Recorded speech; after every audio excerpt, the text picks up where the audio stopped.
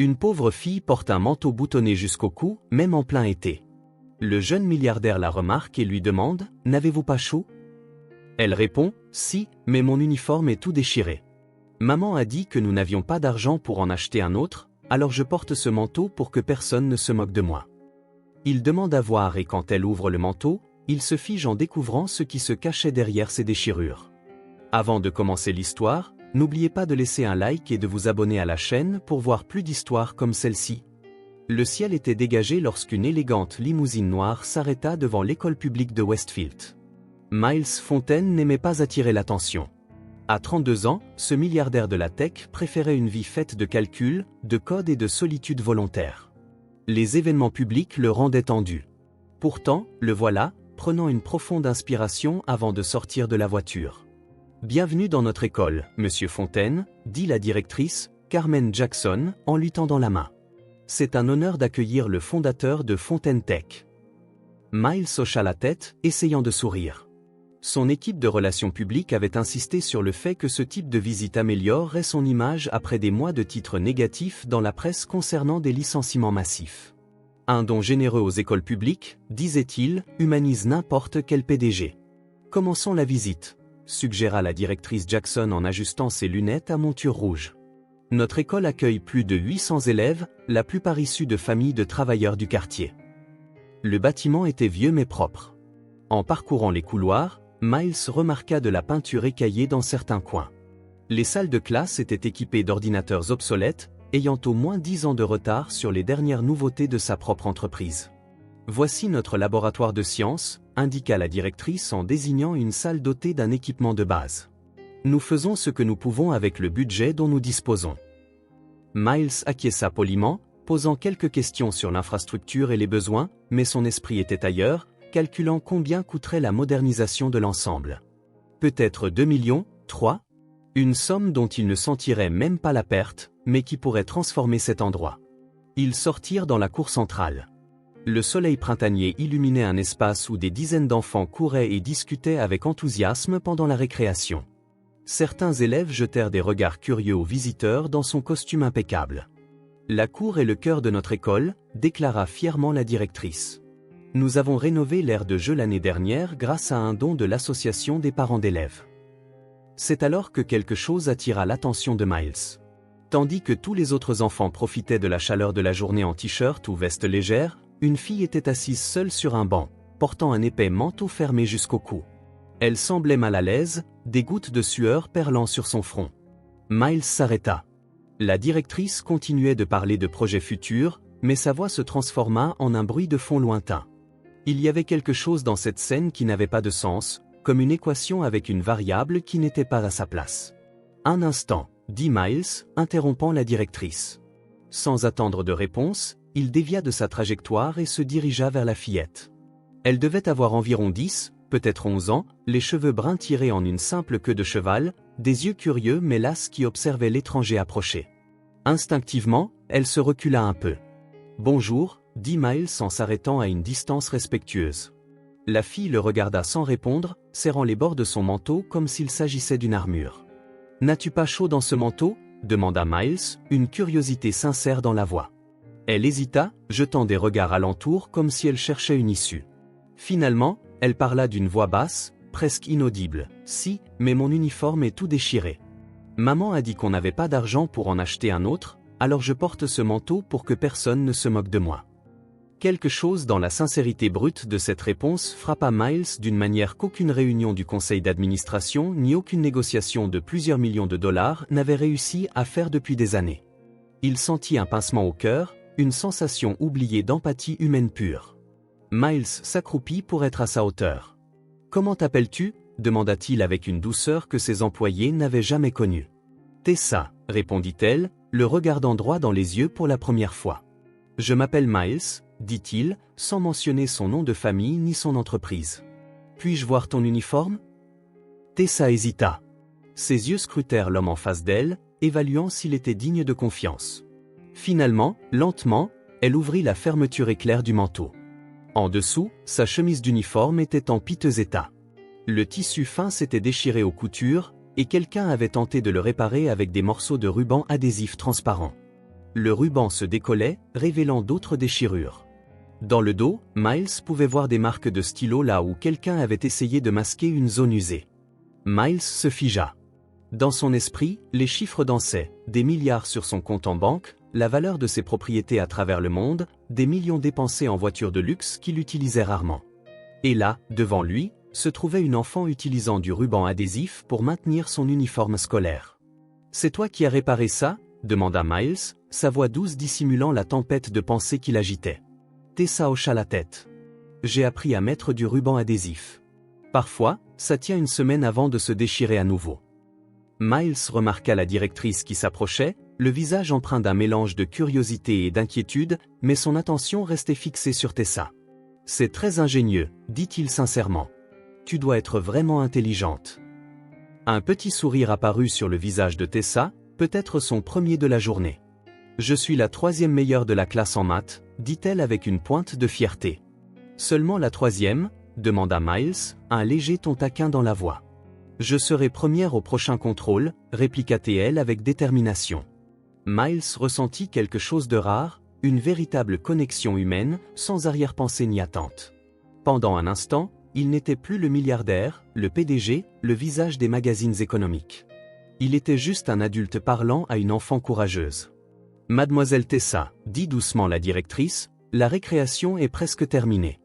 Tu devrais aller boire un peu d'eau avant de retourner en classe. » Tessa referma rapidement son manteau, fit un signe de tête à Miles et courut rejoindre les autres enfants qui formaient des rangs. Miles se releva, la regardant s'éloigner. L'image de l'uniforme rafistolé au ruban adhésif resta gravée dans son esprit, comme un fichier impossible à supprimer. « C'est l'une de nos meilleures élèves, » commenta la directrice, remarquant le regard de Miles. « Toujours ponctuel, ses devoirs toujours faits, même dans des circonstances difficiles. » Miles resta silencieux tandis qu'il retournait à l'intérieur. Cette brève rencontre avait changé quelque chose en lui, comme si un algorithme interne avait été réécrit, modifiant des calculs qui semblaient autrefois immuables. La visite continua, des chiffres furent discutés, des promesses furent faites, mais l'esprit de Miles était ailleurs, avec une fillette transpirant dans un manteau épais pour cacher un uniforme déchiré, qui était pourtant fière d'être la 3e meilleure en maths. Cela le marqua profondément. L'horloge murale indiquait 2 heures de l'après-midi lorsque Miles et la directrice Jackson retournèrent au bureau administratif. Il était petit mais organisé, avec des plantes sur les rebords de fenêtres et des dessins colorés d'élèves accrochés au mur. Miles s'assit sur la chaise en face du bureau, mais sa posture avait changé. L'homme d'affaires calculateur du début de la visite avait disparu. À sa place se trouvait quelqu'un de troublé, les sourcils froncés et les yeux fixés sur un point invisible du mur. La directrice remarqua le changement. En 20 ans de métier, elle avait appris à cerner les gens. Habituellement, les riches donateurs visitant l'école suivaient un schéma, sourire poli, questions génériques, quelques photos avec des enfants souriants, puis ils repartaient, satisfaits de leur bonne action. Miles Fontaine ne suivait pas le scénario habituel. « Souhaitez-vous un café, monsieur Fontaine ?» proposa Carmen pour rompre le silence. Miles cligna des yeux plusieurs fois, comme s'il revenait de loin. « Non, merci. » La directrice ouvrit un dossier contenant des documents sur les projets potentiels de l'école susceptibles d'intéresser un donateur. Elle s'apprêtait à commencer sa présentation lorsque Miles l'interrompit. « La fille au manteau ? Tessa. Pouvez-vous m'en dire plus sur elle ?» Carmen hésita. Il n'était pas courant de discuter de la situation d'un élève en particulier avec un visiteur, mais quelque chose dans l'expression de Miles la convainquit que sa question n'était pas une simple curiosité passagère. « Tessa Williams, » dit Carmen en fermant le dossier. « Elle est avec nous depuis 3 ans. L'une de nos meilleures élèves, surtout en sciences et en maths. » Miles hocha la tête, l'encourageant à continuer. Sa mère travaille de nuit comme femme de ménage. Le jour, elle suit des cours d'infirmière en ligne. Elles vivent dans un petit appartement à environ 20 minutes d'ici, près du quartier industriel. Carmen marqua une pause, choisissant soigneusement ses mots. Elles ont beaucoup de difficultés, mais Tessa ne se plaint jamais, ne manque jamais un cours. Miles tapota ses doigts sur le bureau, traitant l'information. Et son père ? Il n'est pas présent dans sa vie, répondit Carmen avec un ton qui suggérait qu'elle n'en savait pas beaucoup plus. D'après ce que j'ai compris, il n'a jamais fait partie de sa vie. Miles se leva et se dirigea vers la fenêtre. Du 2e étage, il pouvait voir une partie de la cour où les plus jeunes jouaient maintenant. Il chercha Tessa du regard, mais elle était probablement en classe. Comment se débrouille-t-elle sur le plan scolaire ? Demanda-t-il, toujours le regard tourné vers l'extérieur. Excellente. Elle fait partie des meilleures de sa classe. Elle a déjà gagné 2 concours scientifiques. Les enseignants adorent son dévouement. Carmen sourit avec une pointe de fierté. L'année dernière, ils ont eu une coupure de courant chez eux pendant 3 jours. Tessa a fait tous ses devoirs à la lueur d'une bougie. Miles se retourna. Et socialement ? Carmen soupira. C'est plus compliqué. Tessa est réservée. Elle a peu d'amis. Les enfants peuvent être cruels quand ils repèrent les différences. Comme l'uniforme déchiré, ajouta Miles. Exactement. Nous avons un programme de don d'uniforme, mais nous ne pouvons pas aider tout le monde. Et certains enfants préfèrent cacher qu'ils ont besoin d'aide. Miles se rassit, l'air plus résolu. Combien cela coûterait-il de remplacer tous les uniformes de l'école, pour chaque enfant qui en a besoin ? Carmen cligna des yeux, surprise. Eh bien, ce serait substantiel. Nous avons environ 200 élèves en situation de vulnérabilité qui pourraient en bénéficier. Faites les calculs. Je veux les chiffres exacts d'ici la fin de la semaine. La directrice hocha la tête, prenant rapidement une note. Et les ordinateurs, continua Miles. J'ai vu que votre salle informatique a besoin d'une mise à jour. C'est sur notre liste de priorités depuis 3 ans, mais le budget municipal. Incluez cette estimation aussi, la coupa Miles, son esprit déjà en train de calculer. Et ajoutez des logiciels éducatifs à jour. Carmen tenta de ne pas montrer son étonnement. Typiquement, les donateurs arrivaient avec un montant fixe, 5 000 $, peut-être 10 000 $ les bons jours. Miles Fontaine parlait comme s'il faisait ses courses. Monsieur Fontaine, c'est extrêmement généreux, mais... Miles leva la main, l'interrompant à nouveau. Depuis combien de temps Tessa porte-t-elle ce manteau pour cacher son uniforme ? La question prit Carmen au dépourvu. J'ai remarqué ça au début de l'hiver. Je pensais que c'était à cause du froid. Quand le printemps est arrivé et qu'elle a continué à le porter, j'ai compris la raison. J'ai essayé de lui parler, de lui proposer de l'aide, mais elle est fière, termina Miles, se rappelant la détermination dans les yeux de la fillette. Oui. Comme beaucoup d'enfants dans cette situation. Ils ne veulent pas la charité, juste la dignité, compléta Miles sa phrase une nouvelle fois. Un silence confortable emplit la pièce pendant quelques instants. Vous savez ce qui m'impressionne le plus dans son histoire, dit finalement Miles. Ce n'est pas seulement sa résilience. C'est que même avec tout ce qu'elle traverse, elle se soucie toujours d'être la meilleure en maths. Elle a toujours des ambitions. La directrice sourit. Ce sont des enfants comme Tessa qui me font croire que ce métier en vaut la peine, même les jours difficiles.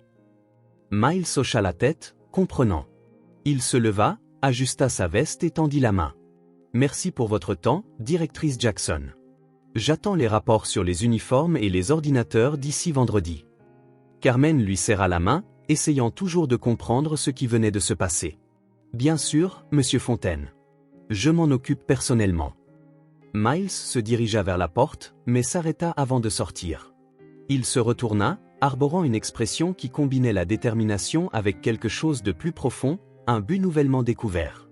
Elle mérite mieux, dit-il simplement. Ils méritent tous mieux. Et sur ce, il partit, laissant derrière lui une directrice stupéfaite et pleine d'espoir. Carmen regarda par la fenêtre, pensant au nombre d'autres Tessa qui étaient passées par cette école au fil des ans. Combien avaient lutté en silence, cachant non seulement des uniformes déchirés, mais aussi des rêves plus grands que leurs circonstances ne le permettaient. Peut-être, juste peut-être, Miles Fontaine était-il différent des autres donateurs qui promettaient beaucoup et donnaient peu. Quelque chose dans ses yeux quand il parlait de Tessa semblait trop sincère pour n'être qu'un coup de pub. Carmen sourit, prit un carnet et commença à faire les calculs qu'il avait demandés. Miles ne dormit pas bien cette nuit-là. Il ne pouvait chasser l'image de Tessa transpirant dans ce manteau épais, cachant un uniforme rapiécé avec du ruban adhésif. Il se tournait et se retournait dans son luxueux lit de pentouze, soudain mal à l'aise face au contraste entre son monde et le sien. À 3 heures du matin, il envoya un email à son assistante avec des instructions détaillées. À 7 heures, elle était déjà au téléphone, organisant tout comme demandé. À 9 heures, les achats étaient faits. À 10 heures, le paquet était prêt, emballé dans un simple sac en papier craft, rien d'ostentatoire qui pourrait attirer l'attention ou embarrasser la fillette. La journée au bureau de Fontaine Tech passa comme dans un brouillard. Miles annula 2 réunions importantes et délégua des décisions qui nécessiteraient normalement son approbation personnelle. Son esprit était ailleurs. « Tout va bien ?» lui demanda son directeur financier lors d'une brève rencontre dans le couloir. « Vous semblez distrait. »« Je vais bien », répondit Miles automatiquement. « Je réfléchis juste à un nouveau projet. » Ce n'était pas tout à fait un mensonge. Dans son esprit, il planifiait déjà des choses plus grandes, qui allaient bien au-delà d'un uniforme scolaire. À 2 heures de l'après-midi, Miles était dans sa voiture, conduisant lui-même au lieu d'utiliser un chauffeur. Il voulait que ce moment soit privé. Pas de spectateurs, pas de photos sur les réseaux sociaux, pas de presse transformant un geste humain en opération de communication. Il se gara à un pâté de maison de l'école publique de Westfield et parcourut la distance restant à pied. La journée était agréable, avec un doux soleil printanier et une légère brise faisant bruire les arbres le long des trottoirs. Miles vérifia sa montre. Il restait 15 minutes avant la fin des cours. Il se positionna discrètement près du portail principal, observant les parents qui se rassemblaient déjà pour récupérer les plus jeunes enfants. Une femme plus âgée, probablement une grand-mère, le dévisagea avec curiosité. Miles offrit un sourire poli et détourna le regard. Il ne voulait pas être reconnu. La cloche sonna au loin, et bientôt le bruit des voix de centaines d'enfants remplit l'air. Les portes de l'école s'ouvrirent et les élèves sortirent en groupe, certains courant embrasser leurs parents, d'autres se rassemblant en petits cercles pour discuter avant de rentrer chez eux. Miles attendit, scrutant chaque visage. Sa main se serra légèrement autour du sac qu'il portait. Pendant un instant, il se sentit stupide. Et si elle ne sortait pas par ce portail? Et si elle était absente aujourd'hui? Et si elle rejetait le cadeau, le considérant comme une charité non désirée? Puis il la vit. Tessa sortit lentement, l'une des dernières enfants à quitter le bâtiment. Contrairement aux autres qui se déplaçaient en groupe bruyant, elle marchait seule, la tête légèrement baissée. Même dans la chaleur de l'après-midi, elle portait toujours le manteau fermé jusqu'au cou. Elle portait un sac à dos usé dont la fermeture éclair cassée était maintenue par une épingle à nourrice. Miles prit une profonde inspiration, surpris par la soudaine vague de nervosité qu'il ressentit. Il négociait des contrats de plusieurs millions de dollars sans sourciller, mais maintenant son cœur s'emballait à la perspective d'une simple conversation avec une enfant. Il s'avança vers elle, essayant de paraître décontracté. Tessa était presque au portail quand elle le remarqua. Ses yeux s'écarquillèrent de reconnaissance et de surprise. « Monsieur Miles » dit-elle en s'arrêtant. « Salut Tessa » répondit-il avec un sourire sincère, pas le sourire étudié des photos d'entreprise. « Comment s'est passée ta journée à l'école » Elle parut confuse par la question, comme si elle n'avait pas l'habitude que des adultes s'intéressent réellement à sa journée. « C'était bien. On a eu un contrôle de maths. »« Comment ça s'est passé ?» Un petit sourire traversa son visage. « Je pense que je serai première de la classe cette fois. » Miles rit. « Tu me l'avais promis hier. » Le fait qu'ils se souviennent de leur conversation sembla l'impressionner. Tessa jeta un coup d'œil autour d'elle, puis de nouveau à Miles, clairement intriguée par sa présence. « Vous êtes revenu voir la directrice Jackson ?»« En fait, » dit Miles en ajustant le sac dans ses mains, « je suis venu te voir, toi. » Tessa fronça les sourcils, confuse. « Moi ?» Miles s'accroupit à nouveau pour qu'il soit à la même hauteur, non pas un adulte parlant à une enfant, mais une personne parlant à une autre. « C'est pour toi, » dit-il en tendant le sac en papier. Tessa regarda le sac avec méfiance, sans le prendre. La suspicion dans son regard révélait une enfant habituée aux déceptions. « Qu'est-ce que c'est » demanda-t-elle à voix basse. « Quelque chose que tu mérites, » répondit Miles. « Vas-y, ouvre-le. » Hésitante, Tessa prit le sac. Il était plus lourd qu'elle ne s'y attendait. Prudemment, elle l'ouvrit et jeta un coup d'œil à l'intérieur. Ses yeux s'écarquillèrent. À l'intérieur se trouvait un uniforme scolaire complet, flambant neuf. En fait, il y avait 2 ensembles complets, soigneusement pliés. Avec eux, une paire de chaussettes blanches douces, une nouvelle paire de baskets exactement à sa taille et un sweat à capuche bleu confortable. Tessa resta complètement immobile, comme si le moindre mouvement pouvait tout faire disparaître. Ses doigts effleurèrent légèrement le sweat à capuche, sentant sa douceur. « C'est » commença-t-elle, mais sa voix se brisa. « C'est pour moi ?» L'incrédulité dans sa voix serra quelque chose dans la poitrine de Miles. « Oui » confirma-t-il doucement. « Parce que tu le mérites. » Les lèvres de Tessa tremblèrent. Elle essaya de dire quelque chose, mais aucun mot ne sortit. Au lieu de cela, des larmes se formèrent dans ses yeux, roulant silencieusement sur ses joues. Miles ne s'attendait pas à cette réaction. Il avait imaginé un sourire, peut-être un merci timide. Il n'était pas préparé à l'impact émotionnel qu'un simple uniforme scolaire pouvait avoir. « Ça va ?» dit-il, inquiet. « Si tu ne les aimes pas, on peut échanger. » Il n'eut jamais le temps de finir. Soudain, Tessa laissa tomber le sac par terre et se jeta en avant, enroulant ses bras autour de son cou dans une étreinte serrée. Ses petits bras s'accrochèrent à lui avec une force surprenante, comme quelqu'un qui se cramponne à une bouée de sauvetage. Pendant un instant, Miles se figea. Le contact physique n'était pas quelque chose avec lequel il était à l'aise, surtout lorsqu'il était inattendu. Mais il y avait quelque chose de si pur et de si sincèrement reconnaissant dans cette étreinte qu'il ne put s'empêcher d'y répondre. « Merci » murmura Tessa entre deux sanglots. « Merci, merci, merci. » Autour d'eux, quelques personnes observaient la scène avec curiosité. Miles s'en moquait. À cet instant, il n'était pas le milliardaire de la tech, le PDG implacable ou le visage des magazines économiques. Il était juste un être humain établissant un lien avec un autre. « De rien, Tessa » murmura-t-il doucement. Quand elle le lâcha enfin, ses yeux étaient rouges mais brillaient d'une manière que Miles n'avait jamais vue auparavant. « Vous êtes la personne la plus gentille que j'ai jamais rencontrée », déclara-t-elle avec l'honnêteté directe que seuls les enfants possèdent. Miles sourit, pris au dépourvu par la simplicité du compliment et par ce qu'il signifiait pour lui. « Je suppose que tu n'as pas rencontré beaucoup de gens alors », la taquina-t-il gentiment. Tessa secoua la tête, bien trop sérieuse pour son âge. « J'en ai rencontré assez pour savoir qui est vraiment bon. » Quelque chose dans cette affirmation toucha profondément Miles. La sagesse de ses paroles, sa capacité à voir au-delà des apparences, des traits qui manquaient à tant d'adultes. « Je dois y aller », dit Tessa en ramassant soigneusement le sac. « Maman va s'inquiéter si je suis en retard. »« Bien sûr », répondit Miles en se relevant. « Bonne journée, Tessa. » Elle commença à s'éloigner, mais s'arrêta après quelques pas, se retournant. « Monsieur Miles ? » ?»« Oui. »« Demain, je ne porterai pas de manteau, » dit-elle avec un sourire éclatant. Miles hocha la tête, ressentant un étrange mélange de joie et d'une émotion sans nom. « J'ai hâte de voir ça, » répondit-il sincèrement. Il la regarda s'éloigner, serrant le précieux sac dans ses bras, ses pas plus légers qu'auparavant. Soudain, l'énormité de ce qui venait de se passer le frappa avec une clarté cristalline. Dans son monde de fusion d'entreprises et d'OPA hostiles, il venait de réaliser l'investissement le plus significatif de sa vie. Le quartier où vivait Tessa était très différent du quartier financier de la ville où se trouvait le bureau de Miles.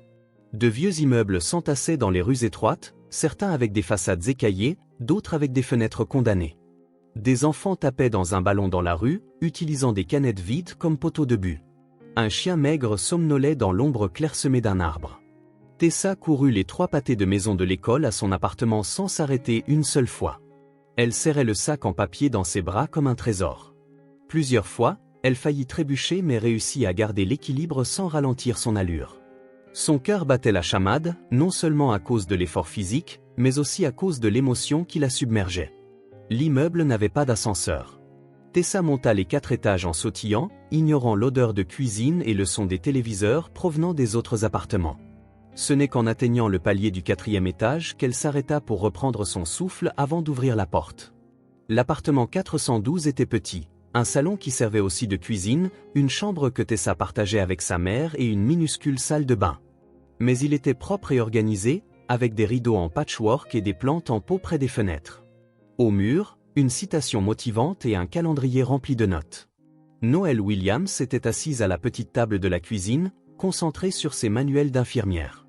À 35 ans, elle avait les mêmes cheveux bruns que sa fille, mais ses yeux montraient la fatigue de quelqu'un qui travaillait la nuit et étudiait le jour. À côté de ses livres, une tasse de café froid et un sandwich à moitié mangé.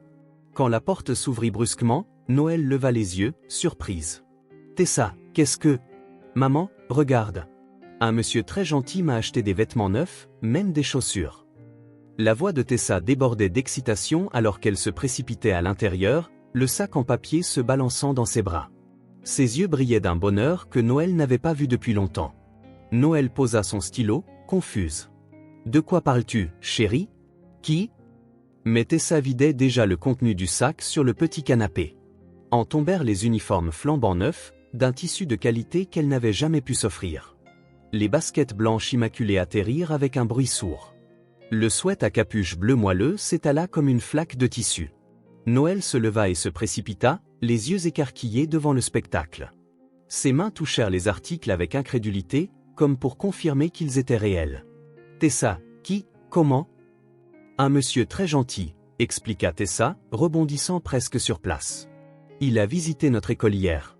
Il m'a vu avec mon manteau et m'a demandé pourquoi je le portais alors qu'il faisait chaud. Je lui ai parlé de mon uniforme déchiré. » Noël sentit son visage rougir d'embarras. Cet uniforme rafistolé lui pesait sur la conscience depuis des mois. Elle s'était promis d'en acheter un nouveau dès sa prochaine paie, mais quelque chose de plus urgent survenait toujours. Le loyer en retard, la facture d'électricité, le sirop pour la toux de Tessa. « Et il t'a donné tout ça, comme ça ?» demanda Noël, la voix tremblante. « Oui. Il m'attendait au portail aujourd'hui. Il a dit que c'était parce que je le méritais. » Tessa serra le sweat à capuche contre sa poitrine. « Il est si doux, maman. Et regarde les baskets, elles sont exactement à ma taille. » Noël regarda à nouveau les articles, remarquant la qualité. Ce n'étaient pas des vêtements d'occasion bon marché. Ils étaient neufs, beaux, durables. Le genre de choses qu'elle rêvait d'offrir à sa fille.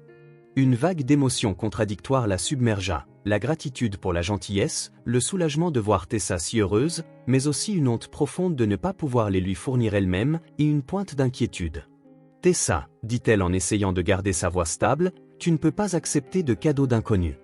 C'est dangereux. » Le sourire de Tessa s'effaça légèrement. « Mais ce n'est pas un inconnu, maman. La directrice Jackson était avec lui. Il est important. Il porte un costume et tout. » Noël fronça les sourcils. « Comment s'appelle-t-il » ? « Monsieur Miles, » répondit Tessa, enfilant déjà le sweat à capuche. « Il est vraiment gentil. Il ne s'est pas moqué de moi comme les autres enfants. » Noël s'assit sur le canapé, essayant de tout assimiler. Des années de lutte pour élever seule sa fille avaient construit un mur de méfiance autour de toute manifestation de gentillesse. Les gens donnaient rarement quelque chose sans attendre un retour. Quelles étaient les intentions de cet homme ? Mais ensuite, elle regarda à nouveau le visage de Tessa. Le bonheur pur dans ses yeux, la façon dont elle caressait le tissu de l'uniforme comme s'il s'agissait de soi. Sa posture nouvellement confiante, portant des vêtements qui n'étaient ni déchirés ni usés. Tessa se tourna, montrant à quel point le nouvel uniforme lui allait parfaitement. « Qu'en penses-tu, maman ?» Cette simple question fit craquer quelque chose en Noël. Des larmes commencèrent à monter dans ses yeux, brouillant sa vision. Elle tenta de les contenir, mais elles coulèrent librement sur son visage fatigué. « Maman !» Tessa s'arrêta, inquiète. « Pourquoi pleures-tu ? Tu ne les aimes pas ?» Noël secoua la tête, essuyant ses larmes du revers de la main. « Non, mon amour. Je pleure parce que je suis heureuse. Heureuse pour toi. » Elle ouvrit les bras et Tessa s'y précipita. Noël la serra fort contre elle, sentant la douceur du nouvel uniforme sous ses doigts, respirant l'odeur de sa fille mêlée à celle des vêtements neufs. « Il y a vraiment encore des gens bien dans ce monde, » murmura Noël, plus pour elle-même que pour Tessa. Elles restèrent ainsi un long moment, enlacées sur le petit canapé, entourées des uniformes neufs et de la première paire de baskets sans trou de Tessa depuis des années. Dehors, le soleil commençait à se coucher, projetant des rayons dorés à travers les fenêtres de leur modeste appartement. Plus tard, après que Tessa eut essayé chaque article et les eut soigneusement rangés dans la minuscule armoire qu'elle partageait, Noël s'assit sur le bord du lit, regardant sa fille dormir. Le sweat à capuche bleue était plié sous l'oreiller de Tessa, elle avait insisté pour le garder près d'elle. Noël se demanda qui était ce monsieur Miles et pourquoi il avait choisi d'aider sa fille. Une partie d'elle était toujours inquiète, méfiante. Mais une autre partie, celle qui croyait encore aux gens après tant de déceptions, ressentait une profonde gratitude envers cet étranger qui avait apporté tant de joie à sa petite fille. Demain, décida-t-elle, elle en apprendrait plus sur lui. Peut-être lui écrire un mot de remerciement. C'était le moins qu'elle puisse faire. Elle embrassa le front de Tessa et sortit doucement pour se préparer à son service de nuit, le cœur un peu plus léger. Le matin arriva avec un ciel clair et le chant des oiseaux. Tessa se réveilla avant son réveil. Pendant quelques secondes, elle resta immobile dans son lit, comme chaque matin. Puis le souvenir de la veille l'envahit et elle se redressa d'un bond. Noël était déjà partie pour ses cours d'infirmière après une nuit de travail. Elle avait laissé le petit déjeuner prêt et un mot sur le réfrigérateur. « Passe une excellente journée, mon amour. Je suis fière de toi. Maman. » Tessa mangea rapidement et se dirigea vers le petit placard de la chambre. Là, suspendus avec soin, se trouvaient ses nouveaux uniformes. Elle passa la main sur le tissu avec révérence avant d'en choisir un ensemble. Elle s'habilla avec soin, comme si elle accomplissait un rituel important. Dans le miroir fissuré de la salle de bain, Tessa se reconnut à peine. L'uniforme lui allait parfaitement. Pas de patch, pas de déchirure, pas de ruban adhésif. Elle tourna lentement sur elle-même, remarquant comment la chemise et la jupe semblaient taillées sur mesure pour elle. Elle se coiffa plus méticuleusement que d'habitude et utilisa même la barrette colorée qu'elle gardait pour les occasions spéciales, occasions qui se présentaient rarement dans sa vie. Quand vint l'heure de partir, elle attrapa instinctivement son vieux manteau. Ses doigts serrèrent le tissu usé pendant un instant avant qu'elle ne le raccroche. Elle n'en aurait pas besoin aujourd'hui. Le trajet jusqu'à l'école ne lui parut jamais aussi court. Tessa marchait la tête haute, profitant du doux soleil matinal sur ses bras nus. Sans le poids du manteau, elle se sentait plus légère, presque comme si elle pouvait flotter. Au portail de l'école, elle s'arrêta un instant. La peur familière menaça de s'insinuer. Et si les autres enfants riaient encore? Et s'ils trouvaient une autre raison de se moquer d'elle? Elle prit une profonde inspiration et franchit les grilles. La cour était bondée d'élèves discutant en petits groupes avant le début des cours. Tessa garda les yeux fixés devant elle, se préparant aux ricanements habituels. Mais quelque chose de différent se produisit. « Tessa, c'est toi ?» demanda Lily, une fille de sa classe qui lui parlait rarement. Tessa hocha la tête, incertaine. « C'est un nouvel uniforme ? Il a l'air différent, » remarqua Lily, sans le ton moqueur auquel Tessa s'attendait. « Oui, c'en est un, » répondit simplement Tessa. « Il te va bien, » dit Lily avant de retourner vers son groupe d'amis. Ce n'était pas une déclaration d'amitié éternelle, mais pour Tessa, cela signifiait tout. Pour la première fois depuis des mois, elle entra dans la salle de classe sans essayer de se cacher ou de se faire invisible. Madame Johnson, son enseignante, remarqua immédiatement le changement. « Bonjour Tessa. Tu es radieuse aujourd'hui. » Les cours passèrent comme dans un rêve. Tessa avait toujours été une élève appliquée, mais ce jour-là, elle leva la main pour répondre aux questions avec une confiance qui la surprit elle-même. Pendant la récréation, lorsque deux filles l'invitèrent à se joindre à leur partie de ballon chasseur, quelque chose qui n'était jamais arrivé auparavant, elle accepta sans hésiter. À la fin de la journée, alors que les élèves rangeaient leurs affaires, Madame Johnson s'approcha du bureau de Tessa. « Je suis si heureuse pour toi, Tessa, » dit-elle doucement pour que seule la fillette puisse entendre. « À cause du nouvel uniforme ?» demanda Tessa. L'enseignante sourit. « Pas seulement. À cause de ta confiance. Tu as toujours été brillante, mais aujourd'hui, tu as laissé tout le monde le voir. » Lorsque la cloche signala la fin des cours, Tessa rassembla ses livres calmement. Il n'y avait pas d'urgence à se cacher aujourd'hui. Tandis que les autres élèves s'enfuyaient en courant, elle prit son temps, savourant le sentiment d'appartenance qu'elle n'avait jamais ressenti auparavant. En sortant par le portail principal, elle remarqua une voiture garée de l'autre côté de la rue. Pas un modèle Tapax en grave-l'œil ou luxueux, juste une berline ordinaire en bon état. Appuyé contre elle se tenait Miles, habillé de manière plus décontractée que la veille. Quand leurs regards se croisèrent, il sourit et lui fit un petit signe. Tessa sentit une bouffée d'excitation et traversa la rue en courant, oubliant momentanément de regarder des deux côtés. « Attention !» cria Miles en s'avançant sur le trottoir.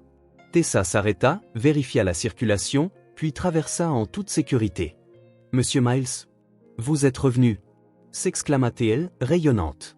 Miles remarqua immédiatement la transformation. Ce n'était pas seulement le nouvel uniforme.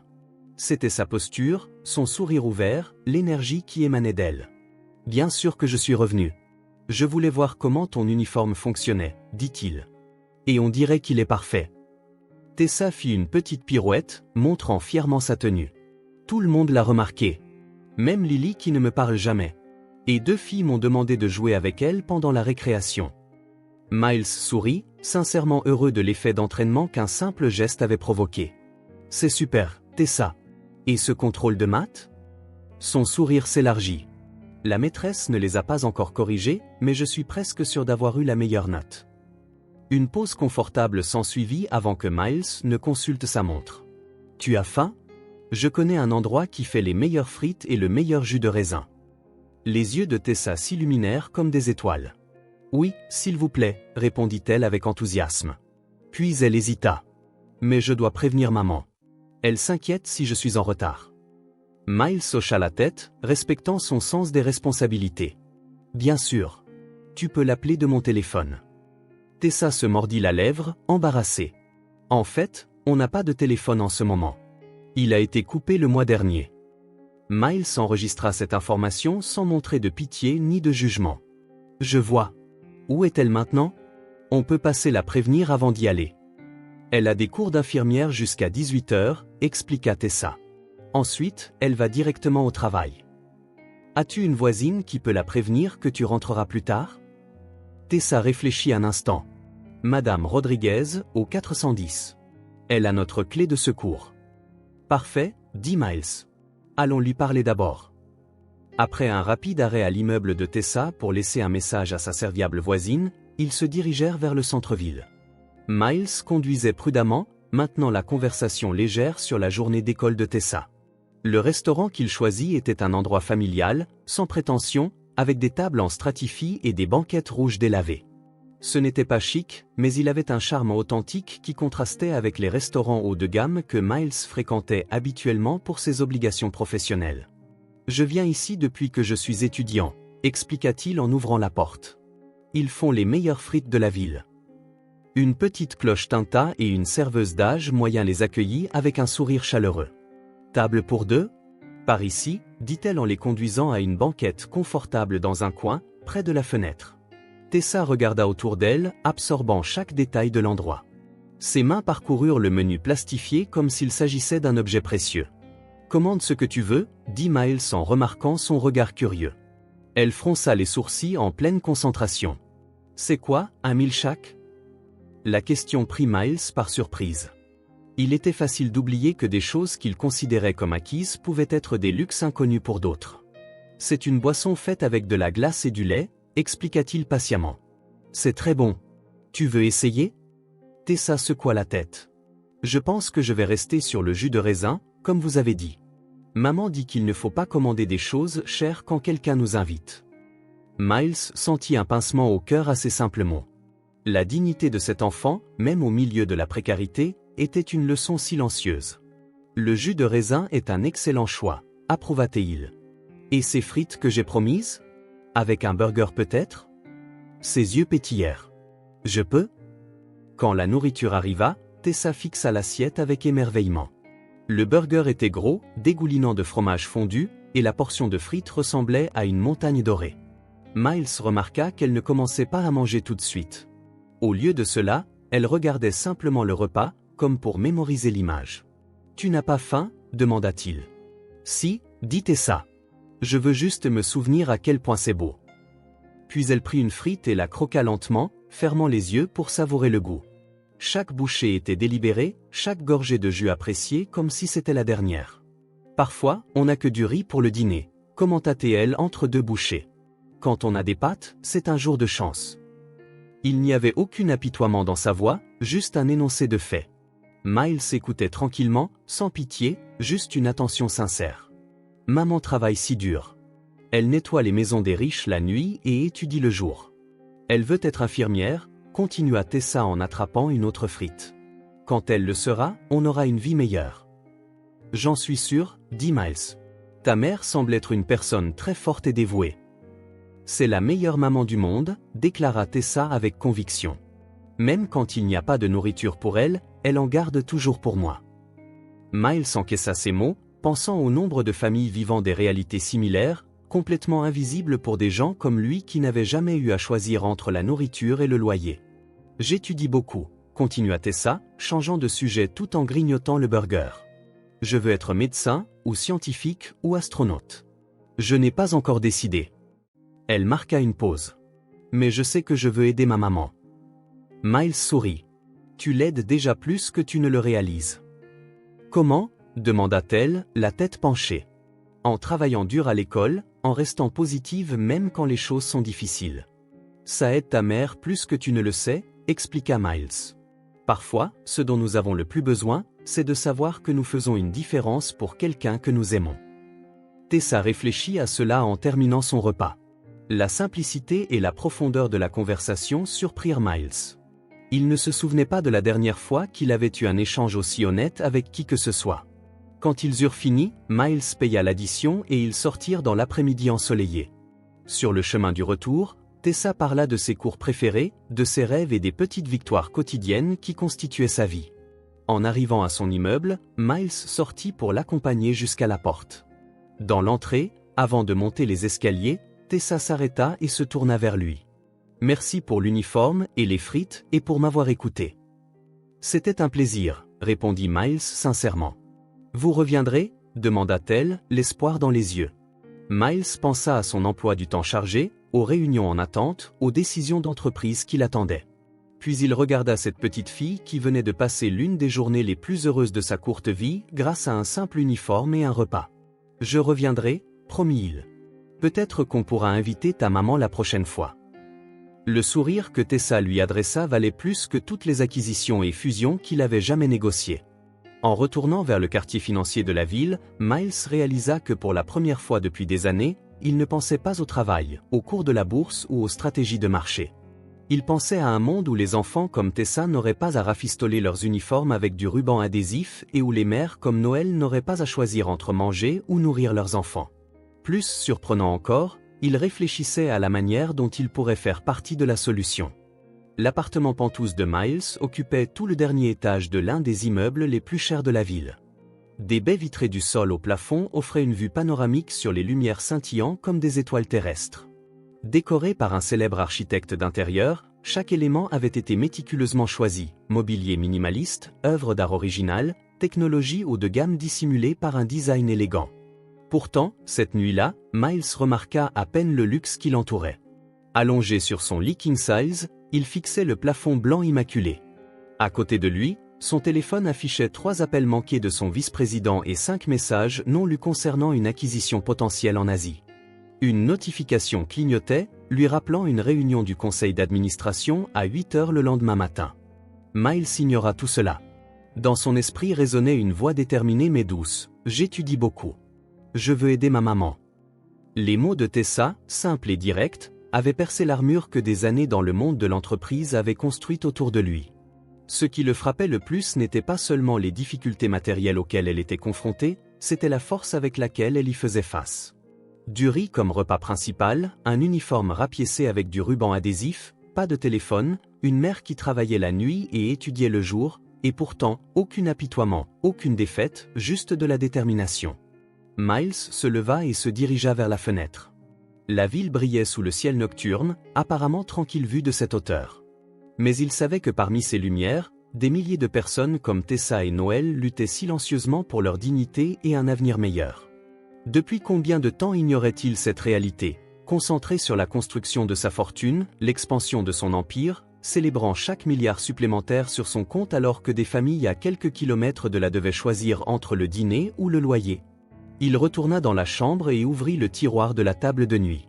À l'intérieur se trouvait le papier avec l'adresse de Tessa, fourni par la directrice Jackson. C'était un petit geste, l'emmener manger des frites, insignifiant par rapport à ce qu'il pouvait faire. Son téléphone sonna à nouveau. C'était Sarah, son assistante personnelle, probablement avec plus de détails sur la réunion du matin. Miles répondit, mais son esprit n'était qu'à moitié présent. « Miles, le rapport sur l'Asie est arrivé, et il y a des points que nous devons revoir avant la réunion, » dit Sarah, allant droit au but comme d'habitude. « D'accord, » répondit-il machinalement. Puis, après une pause, « Sarah, j'ai besoin que tu fasses des recherches. » « Sur l'acquisition ? » ?»« Non. Sur les programmes de soutien aux enfants défavorisés. Plus précisément, je veux savoir ce qui existe en matière de bourses d'études, d'aide au logement, de soins de santé. » Un silence à l'autre bout du fil révéla la surprise de Sarah. Est-ce pour une initiative de responsabilité sociale d'entreprise ? S'aventura-t-elle, essayant de comprendre ce changement soudain d'orientation. Non, c'est personnel, répondit Miles, se surprenant lui-même par la fermeté de sa voix. Je vois, répliqua Sarah, bien qu'elle ne comprît manifestement pas. Je rassemblerai les informations pour demain matin. Merci. Annule aussi tous mes rendez-vous de l'après-midi demain. Tous ? Y compris la visioconférence avec Tokyo ? Tous. Après avoir raccroché, Miles retourna à la fenêtre. Au loin, un croissant de lune baignait la ville d'une lumière argentée. Il se demanda si Tessa voyait la même lune depuis sa fenêtre, peut-être même l'appréciant plus que lui. Avoir tant et valoriser si peu. Je veux aider ma maman. La phrase continuait de résonner, non plus comme un faible son, mais comme un appel à l'action. Ce n'était pas seulement le souhait d'une enfant, c'était une déclaration de but, donnant un sens à ses luttes quotidiennes. Miles réalisa qu'il ne se souvenait pas de la dernière fois où il avait ressenti ce genre de clarté. Sa carrière était devenue une série de réussites vaines. Plus d'argent, plus de pouvoir, plus de reconnaissance. Mais pourquoi? Pour qui? Dans son dressing, suspendu en ordre parfait, se trouvaient des dizaines de costumes coûtant plus cher que le loyer annuel de l'appartement de Tessa et Noël. Dans le garage de l'immeuble, 5 voitures importées qu'il conduisait rarement. Dans son bureau, des actions et des investissements qui croissaient exponentiellement pendant qu'il perdait de vue son propre but. De retour près de son lit, Miles attrapa une tablette et commença à rechercher des annonces immobilières près de l'école de Tessa, des programmes de bourse pour jeunes talents, des fondations soutenant les étudiantes infirmières en difficulté. Les heures passèrent, la lueur de la tablette éclairant son visage dans l'obscurité de la chambre. Tableur, calcul, possibilités. L'esprit analytique qui avait bâti un empire technologique se concentrait maintenant sur un nouveau type de projet. À 3 heures du matin, Miles posa enfin la tablette. Dans le silence des petites heures, il prit une décision qui changerait non seulement la vie de Tessa et Noël, mais aussi la sienne. Il ne voulait plus être seulement un homme riche distribuant occasionnellement la charité. Il voulait faire une différence réelle, durable, qui donnerait aux gens comme Tessa une chance de réaliser leur potentiel sans dépendre de la chance pour trouver un bienfaiteur. Ce qui avait commencé comme une impulsion pour aider une seule enfant avait évolué en quelque chose de plus grand, de beaucoup plus grand. Miles ferma les yeux, pour la première fois depuis des semaines, il s'endormit rapidement, sans l'agitation habituelle qui accompagnait ses nuits. Demain serait le premier pas sur un nouveau chemin. Les mots de Tessa n'étaient plus seulement un écho, ils étaient devenus un appel qu'il ne pouvait ignorer. Le matin se leva gris et brumeux, mais cela n'entama pas la détermination de Miles. Après une nuit de planification minutieuse, il envoya une rafale de mails, annulant des réunions et réorganisant son emploi du temps. Les réponses s'accumulèrent alors qu'il conduisait, une fois de plus, vers l'école publique de Westfield. Pour la 3e fois cette semaine. Une légère pluie commença alors qu'il se garait. Il attrapa un parapluie sur la banquette arrière et se dirigea vers l'entrée, conscient des regards curieux des élèves qui arrivaient. Certains pointaient du doigt et chuchotaient, le reconnaissant grâce au site web de technologie. Miles les ignora, concentré sur son objectif. À la réception, M. Pérez faillit renverser son café en le voyant. « Monsieur Fontaine, nous ne vous attendions pas. Nous n'avons aucune visite prévue aujourd'hui. J'ai besoin de voir la directrice Jackson, dit Miles poliment mais fermement. C'est important. Elle est en réunion du personnel, commencée il y a 15 minutes, expliqua le secrétaire nerveusement, vérifiant l'horloge. Elle durera au moins encore 1 heure. Miles hocha la tête, pesant ses options. J'attendrai. Monsieur Pérez sembla alarmé à la perspective que l'un des hommes les plus riches du pays attende dans le couloir de l'école. Je peux vous proposer la salle des professeurs. Elle est vide à cette heure-ci. Peut-être à café? La salle des professeurs serait parfaite, merci. Et oui pour le café.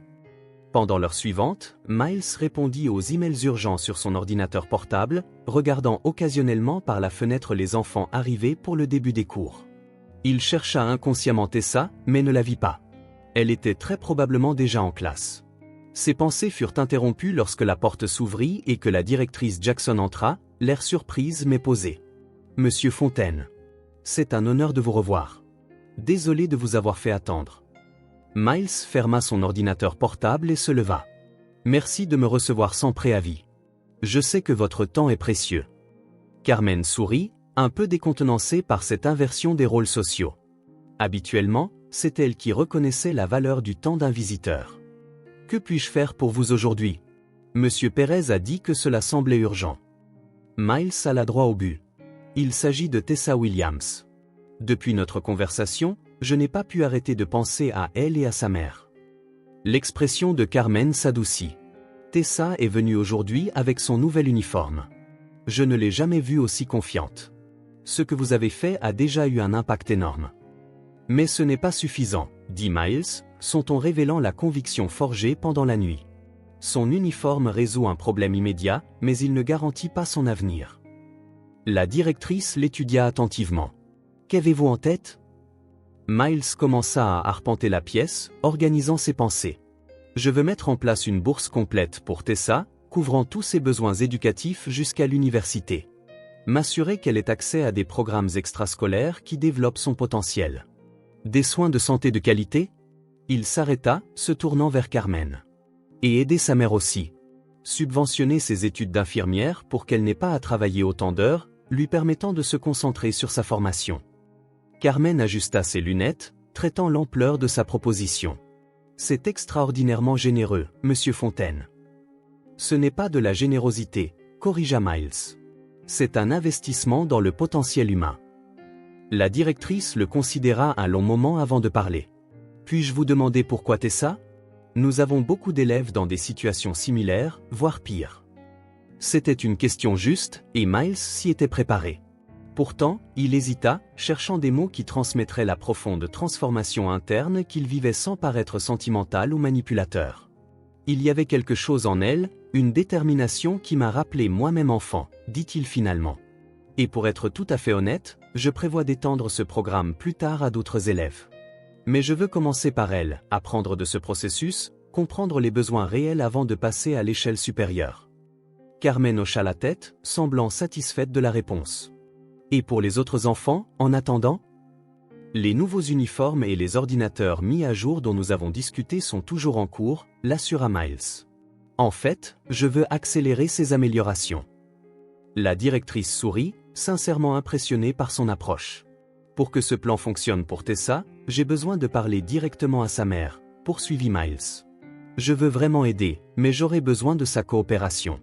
Puis-je avoir leur adresse? Le sourire de Carmen s'effaça, remplacé par une expression professionnelle. Monsieur Fontaine, j'apprécie profondément vos intentions, mais nous avons des politiques strictes concernant la vie privée de nos élèves et de leurs familles. Je ne peux pas simplement donner les informations personnelles de quelqu'un, même pour une bonne cause. Miles avait anticipé cela. Je comprends tout à fait. Que suggérez-vous alors? Pourriez-vous organiser une réunion, ou contacter Madame Williams d'abord pour obtenir sa permission? Carmen considéra les options. Je peux l'appeler et lui expliquer votre proposition. Si elle est d'accord, nous pourrons organiser une réunion ici, à l'école, en terrain neutre. Miles hocha la tête, bien que son expression révélât une pointe d'impatience. Pourrions-nous faire cela aujourd'hui? Mon temps en ville est limité cette semaine, expliqua-t-il, utilisant une légère exagération stratégique. La directrice hésita, clairement tiraillée entre le protocole et la facilitation d'une opportunité extraordinaire pour l'une de ses élèves les plus dévouées. Laissez-moi voir ce que je peux faire, dit-elle finalement. Veuillez attendre ici. Carmen quitta la pièce, laissant Miles seul avec ses pensées.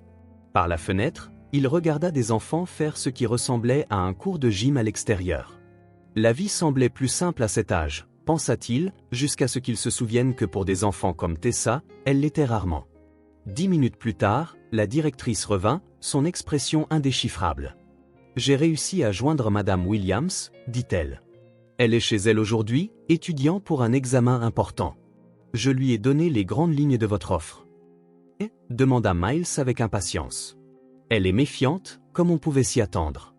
Mais elle a accepté de vous parler. » Miles sentit un poids se lever de ses épaules. « Super. Quand pouvons-nous organiser ça ?» Carmen se mordit la lèvre, toujours en proie à un conflit interne. Elle a dit qu'elle serait disponible cet après-midi. « Parfait, » dit Miles. « Je peux revenir à l'école à 14 heures. » La directrice prit une profonde inspiration, comme si elle prenait une décision difficile. « Monsieur Fontaine, je vais faire quelque chose qui n'est pas strictement conforme au règlement, » dit-elle doucement. « Mais je connais la famille Williams depuis des années, et je sais reconnaître une opportunité légitime quand j'en vois une. » Elle prit un bloc-notes, écrivit quelque chose et le tendit à Miles. « Voici leur adresse. Madame Williams est d'accord pour que vous lui rendiez visite directement cet après-midi. Elle est disponible jusqu'à 17 heures, avant de partir travailler. » Miles fixa la note, surpris par cette marque de confiance. « Merci de me faire confiance. » « Ce n'est pas seulement de la confiance, » répondit Carmen sérieusement. « C'est de l'espoir. J'espère sincèrement que votre aide changera leur vie. Je ferai de mon mieux pour ne pas décevoir cet espoir, » promit Miles en rangeant soigneusement l'adresse. En quittant l'école, Miles décida de ne pas attendre l'après-midi. quelque chose dans son instinct lui disait d'agir immédiatement. Il vérifia le GPS de sa voiture et se dirigea vers l'adresse que la directrice lui avait donnée. L'immeuble de Tessa se trouvait dans une zone de transition, pas exactement dangereuse, mais visiblement négligée par les autorités locales. De vieilles constructions s'entassaient sur des blocs étroits, la plupart nécessitant de sérieuses rénovations. Quelques petits commerces luttaient pour survivre, avec des enseignes délavées et des vitrines modestes. Miles se gara, conscient que sa voiture importée détonnait dans ce quartier.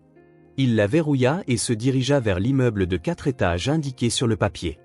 Le hall n'avait pas de concierge, juste une rangée de boîtes aux lettres, beaucoup avec des étiquettes de noms manuscrites, délavées ou qui s'écaillaient.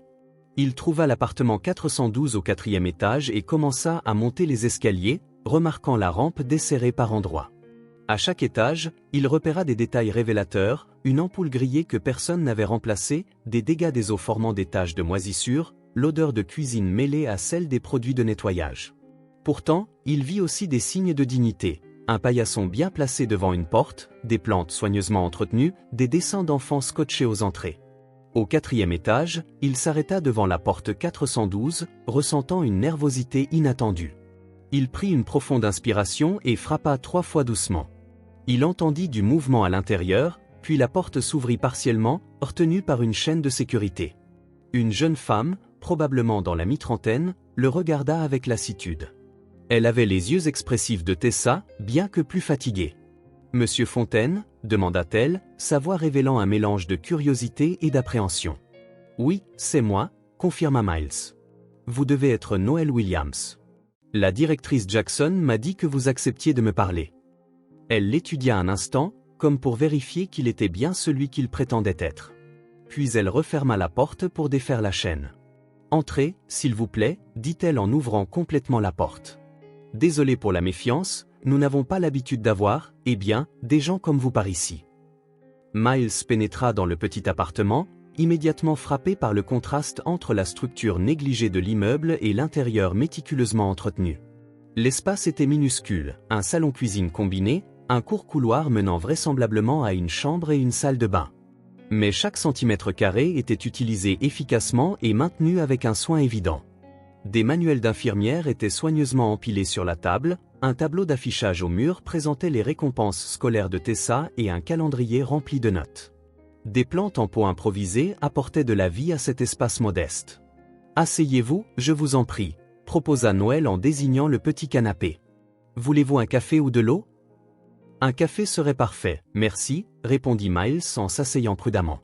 Pendant que Noël s'affairait dans la minuscule cuisine, Miles tentait de concilier la femme en face de lui avec l'image mentale qu'il s'en était faite. Il s'attendait à quelqu'un de plus visiblement marqué par les difficultés, mais Noël se déplaçait avec une dignité tranquille qui forçait le respect. « La directrice Jackson m'a dit que vous vouliez aider Tessa », dit Noël alors que la cafetière gargouillait. « Vous nous avez déjà beaucoup aidé avec les uniformes. Je ne sais pas comment vous remercier assez. »« Pas besoin de me remercier », répondit Miles. « C'était un plaisir. » « C'était quand même énorme, » insista Noël en apportant 2 simples tasses de café. Tessa n'arrête pas d'en parler. « Et de vous ?» Un moment de silence suivit alors que Noël s'asseyait sur la seule chaise faisant face à Miles. « Je dois admettre que j'ai été surprise quand Carmen a appelé, » poursuivit Noël. « Il n'est pas courant que des milliardaires s'impliquent personnellement dans le bien-être des enfants des écoles publiques. Son ton n'était pas accusateur, juste prudemment analytique. » Miles apprécia sa franchise. « Je comprends votre surprise. Et votre prudence est tout à fait justifiée. » Il prit une gorgée de café, étonnamment bon, tout en organisant ses pensées. « J'ai rencontré Tessa par hasard lors de ma visite à l'école, » expliqua-t-il. Sa détermination malgré les difficultés m'a profondément touché. Noël hocha la tête, un doux sourire éclairant ses traits fatigués. Elle a toujours été comme ça. Têtue comme une mule depuis qu'elle est bébé. Elle ne se contente jamais de moins que ce dont elle est capable, même quand les circonstances semblent impossibles. C'est exactement ce que j'ai vu en elle, acquiesça Miles. C'est pourquoi je suis ici. J'aimerais lui offrir des opportunités à la hauteur de cette détermination. Miles exposa son plan, une bourse complète, l'accès à des programmes extrascolaires, un soutien pour que Noël puisse terminer ses études d'infirmière sans le fardeau des quarts de nuit épuisants. Pendant qu'il parlait, il remarqua que l'expression de Noël passait de la prudence à quelque chose de plus complexe. Un mélange d'espoir, de méfiance et peut-être même de peur. Monsieur Fontaine? Commença-t-elle quand il eut fini. Miles, s'il vous plaît, la corrigea-t-il gentiment. Miles, reprit Noël. Votre offre est extraordinaire. Presque incroyable, honnêtement. Et ça me fait peur. Je comprends votre inquiétude, dit-il. Cela doit sembler cacher une arrière-pensée. Si j'étais à votre place, je serais méfiant aussi. Je ne veux pas paraître ingrate, expliqua Noël en posant sa tasse sur la petite table. Mais j'ai appris à la dure que les choses trop belles pour être vraies le sont rarement. Miles hocha la tête, respectant sa prudence. Puis-je vous demander, continua-t-elle en choisissant ses mots avec soin, pourquoi Tessa? Pourquoi nous? Il y a tant d'enfants dans le besoin. C'était la même question que Carmen avait posée, mais venant de Noël, elle portait un poids différent. Miles savait que sa réponse devait être complètement honnête.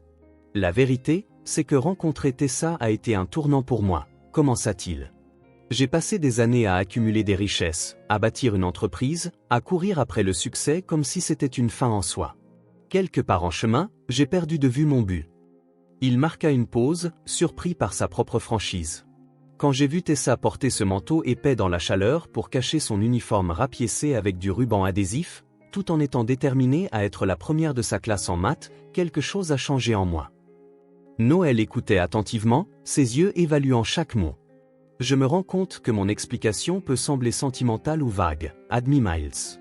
Mais c'est la vérité. Tessa m'a rappelé des valeurs que j'avais perdues. Maintenant, je veux redonner, de cette manière.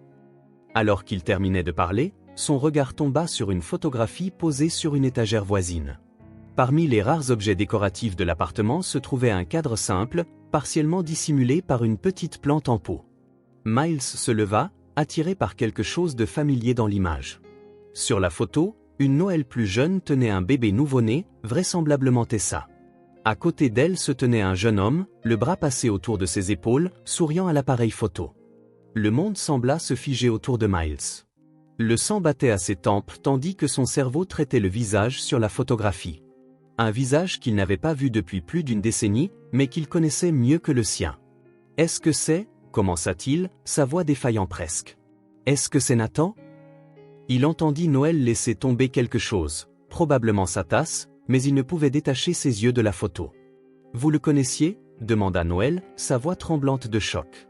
Miles se tourna enfin vers elle, voyant son visage pâle et ses yeux écarquillés. « C'était mon frère. » Les mots tombèrent dans le silence du petit appartement comme des pierres dans un étang, créant des ondes de choc qui semblaient atteindre chaque recoin. Noël porta sa main à sa bouche, visiblement secouée. « Votre frère » répéta-t-elle, comme si les mots étaient dans une langue étrangère qu'elle essayait de déchiffrer.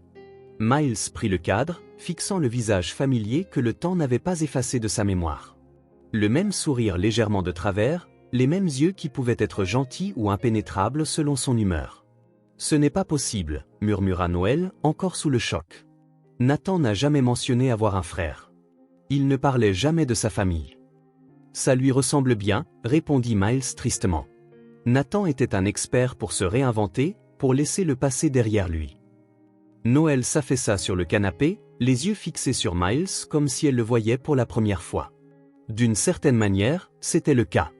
Il est mort peu de temps après que j'ai découvert que j'étais enceinte, dit-elle, sa voix un quasi-murmure. Un accident de voiture. J'ai essayé de retrouver des proches, mais je n'avais aucune information, aucun contact, pas de nom de famille, rien. Et je n'ai jamais su pour vous, dit Miles, tenant toujours la photographie. Ni pour Tessa. Noël étudia son visage, cherchant des traces de l'homme qu'elle avait aimé. Vous ne vous parliez plus ? Miles secoua la tête. Pas ces dernières années avant l'accident. Nous avons eu une grosse dispute. Des mots durs ont été échangés. Il est sorti de ma vie, et je suis sorti de la sienne. Il reposa le cadre sur l'étagère, avec précaution, comme s'il manipulait quelque chose d'infiniment fragile. Que s'est-il passé ? demanda Noël doucement. Entre vous deux. Miles se rassit, sentant le poids des années de regret. Nathan a toujours été l'esprit libre, le rêveur. J'étais le pragmatique, le planificateur. Quand nos parents sont morts, je venais de commencer l'université et il finissait le lycée. J'ai dû grandir vite, assumer des responsabilités. Peut-être suis-je devenu trop rigide. Il marqua une pause, plongeant dans des souvenirs douloureux. Quand j'ai lancé mon entreprise, j'ai demandé à Nathan de me rejoindre. Il a refusé, disant qu'il ne voulait pas être l'employé de son petit frère. Nous nous sommes disputés. J'ai dit des choses que je regrette chaque jour. Il est parti en disant qu'il tracerait sa propre voie, sans mon ingérence. Nous ne nous sommes plus jamais parlé. Noël absorba chaque mot, les pièces du puzzle s'emboîtant enfin. Il m'avait dit qu'il était tout seul au monde, dit-elle. Qu'il avait grandi en foyer d'accueil, sans famille. Une partie est vraie, expliqua Miles. Nous étions dans des foyers séparés après la mort de nos parents. Mais nous nous sommes retrouvés, finalement. Le silence revint, tous deux aux prises avec cette étrange coïncidence qui les avait réunis. Alors, ça veut dire ? Commença Noël, regardant Miles avec de nouveaux yeux. Miles acheva la pensée, la réalisation le frappant de plein fouet. Tessa est ma nièce. Les mots restèrent suspendus entre eux, chargés d'implications qu'aucun d'eux n'aurait pu anticiper au début de la journée. Toutes ces années, murmura Noël, des larmes se formant. Elle a grandi sans savoir qu'elle avait un oncle. Sans connaître la famille de son père. Miles se renversa, essayant de traiter le flot écrasant d'émotions. De toutes les écoles, de tous les enfants, il avait choisi de remarquer la fille de Nathan. La coïncidence semblait impossible, presque mystique. « Qu'est-ce qu'on fait maintenant ?» demanda finalement Noël, brisant le silence. Miles la regarda, la femme que son frère avait aimée, la mère élevant seul l'enfant de son frère, et ressentit une clarté qu'il n'avait pas connue depuis des années. Maintenant, dit-il avec une détermination renouvelée, nous nous assurons que Tessa ait tout ce qu'elle mérite. C'est le moins que je puisse faire pour l'héritage de mon frère. Miles ne put dormir cette nuit-là. La révélation l'avait frappé comme un ouragan, démolissant tout ce qu'il pensait savoir et redessinant la carte de sa vie. Il arpentait pieds nus son spacieux Penthouse, s'arrêtant parfois pour regarder les lumières de la ville depuis les baies vitrées, se sentant étrangement déconnecté de tout cela. Tessa était sa nièce. La coïncidence semblait trop impossible, comme si une puissance supérieure avait orchestré des événements dépassant l'entendement humain. De toutes les écoles qu'il aurait pu visiter, de tous les enfants qu'il aurait pu remarquer, c'était la fille de Nathan qui avait croisé son chemin. À 4 heures du matin, assis sur le balcon, regardant les faibles signes de l'aube colorer l'horizon, Miles prit des décisions qui modifieraient non seulement sa vie, mais aussi celle de Tessa et Noël. Il appela Sarah, son assistante, à 5 heures précises. « Annulez tous mes rendez-vous aujourd'hui », dit-il dès qu'elle décrocha, sans s'excuser pour l'heure matinale. Sarah, habituée à ces exigences imprévisibles, ne le questionna pas. Aussi, je veux que vous contactiez Jennifer Adams, la directrice de l'Académie Green Hills. Dites-lui que c'est urgent et personnel. L'Académie Green Hills, répéta Sarah, la surprise dans la voix. Cette école privée ? Oui. Et ensuite, appelez le docteur Hernandez à Centralized Health. Je veux 2 plans premium, couverture complète. Une heure préférée pour ces appels ? Le plus tôt possible. Je serai disponible à partir de 7 heures. Il raccrocha et continua sa veille silencieuse, regardant la ville s'éveiller lentement sous la lumière grandissante. Il pensa à Nathan, au temps perdu, aux mots non dits. Et il pensa à Tessa, grandissant sans son père, affrontant des difficultés qui auraient pu être évitées si les choses s'étaient passées différemment. À 7 heures pile, les appels commencèrent à arriver. Jennifer Adams, une vieille amie d'université dirigeant maintenant l'une des écoles les plus prestigieuses de la ville, fut la première. Miles Fontaine demandant des faveurs éducatives, le taquina-t-elle après les salutations initiales. « Je dois admettre que je suis intrigué. »« Il s'agit de ma nièce, » dit Miles, les mots sonnant encore étranges dans sa bouche. « Je ne savais pas que tu avais une nièce. »« Moi non plus, jusqu'à hier. » La conversation fut longue et fructueuse. En tant que directrice, Jennifer avait une autonomie considérable sur les admissions spéciales, surtout lorsqu'il s'agissait de l'un des principaux donateurs de l'institution, une position que Miles occupait depuis des années sans jamais rien demander en retour. Ensuite, ce fut le docteur Hernandez, qui gérait l'un des plus grands régimes privés de soins de santé du pays. Encore une fois, Miles utilisa son influence, mais avec une urgence et une spécificité qui surprirent même le médecin expérimenté. Entre autres appels et arrangements, la matinée fila. À 10 heures, Miles se rendait à un garde-meubles où il conservait de vieilles affaires rarement consultées. Il passa près d'1 heure à chercher une boîte spécifique, ressentant une étrange anxiété en l'ouvrant pour la première fois depuis plus d'1 décennie. À l'intérieur, soigneusement préservée, se trouvait son histoire commune avec Nathan, photographies, lettres, petits objets qui parlaient plus fort que les mots. Miles s'assit sur le sol poussiéreux, s'autorisant pour la première fois depuis des années à s'immerger dans les souvenirs du frère qu'il avait perdu 2 fois, d'abord à cause de la dispute, puis à cause de la mort. Il était près de midi lorsqu'il arriva à l'immeuble de Tessa et Noël. Outre son ordinateur portable et un dossier de documents, il portait la boîte de souvenirs récupérée du garde-meuble. Noël ouvrit la porte rapidement, comme si elle l'attendait. Elle portait des vêtements simples, un jean et un t-shirt bleu, mais arborait cette dignité tranquille que Miles avait remarquée auparavant. « Je me doutais que vous reviendriez », dit-elle en s'écartant pour le laisser entrer. Le petit appartement semblait différent à la lumière du jour, plus chaleureux, plus vivant.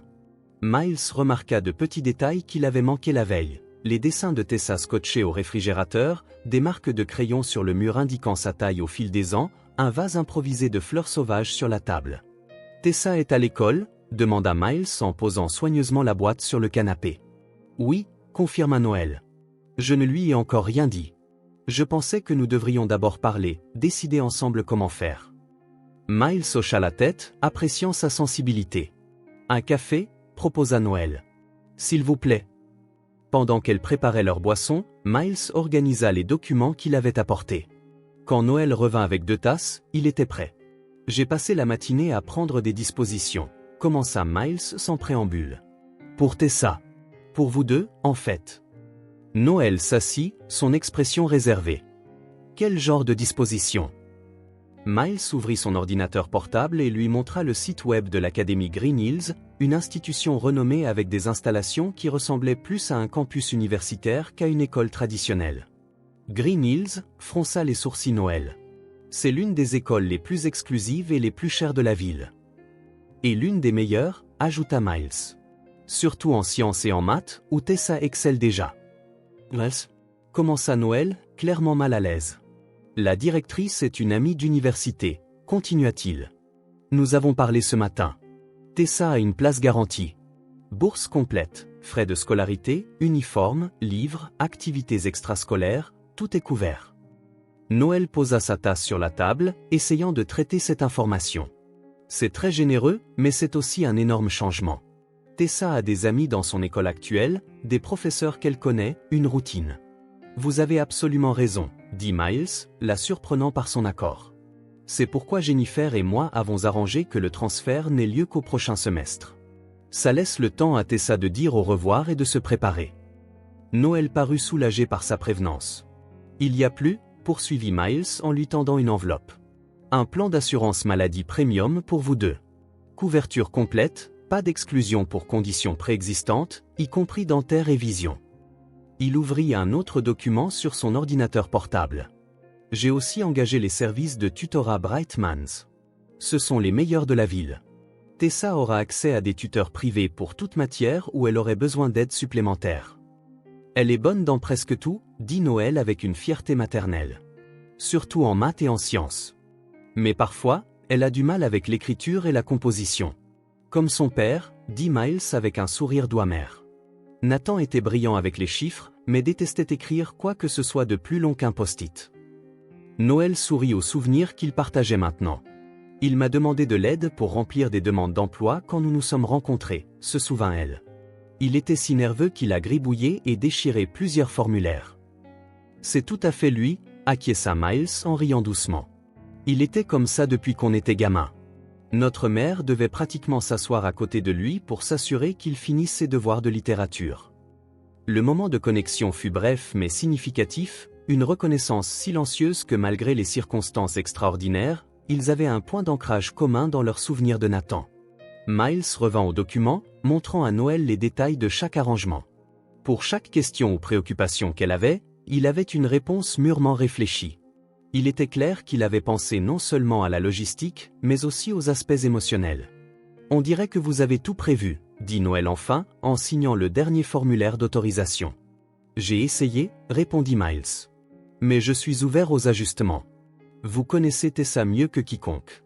Je veux que ces plans fonctionnent pour vous, qu'ils ne vous soient pas imposés. » Noël étudia l'homme en face d'elle, comme si elle le voyait sous un nouveau jour. « Pourquoi faites-vous tout ça ?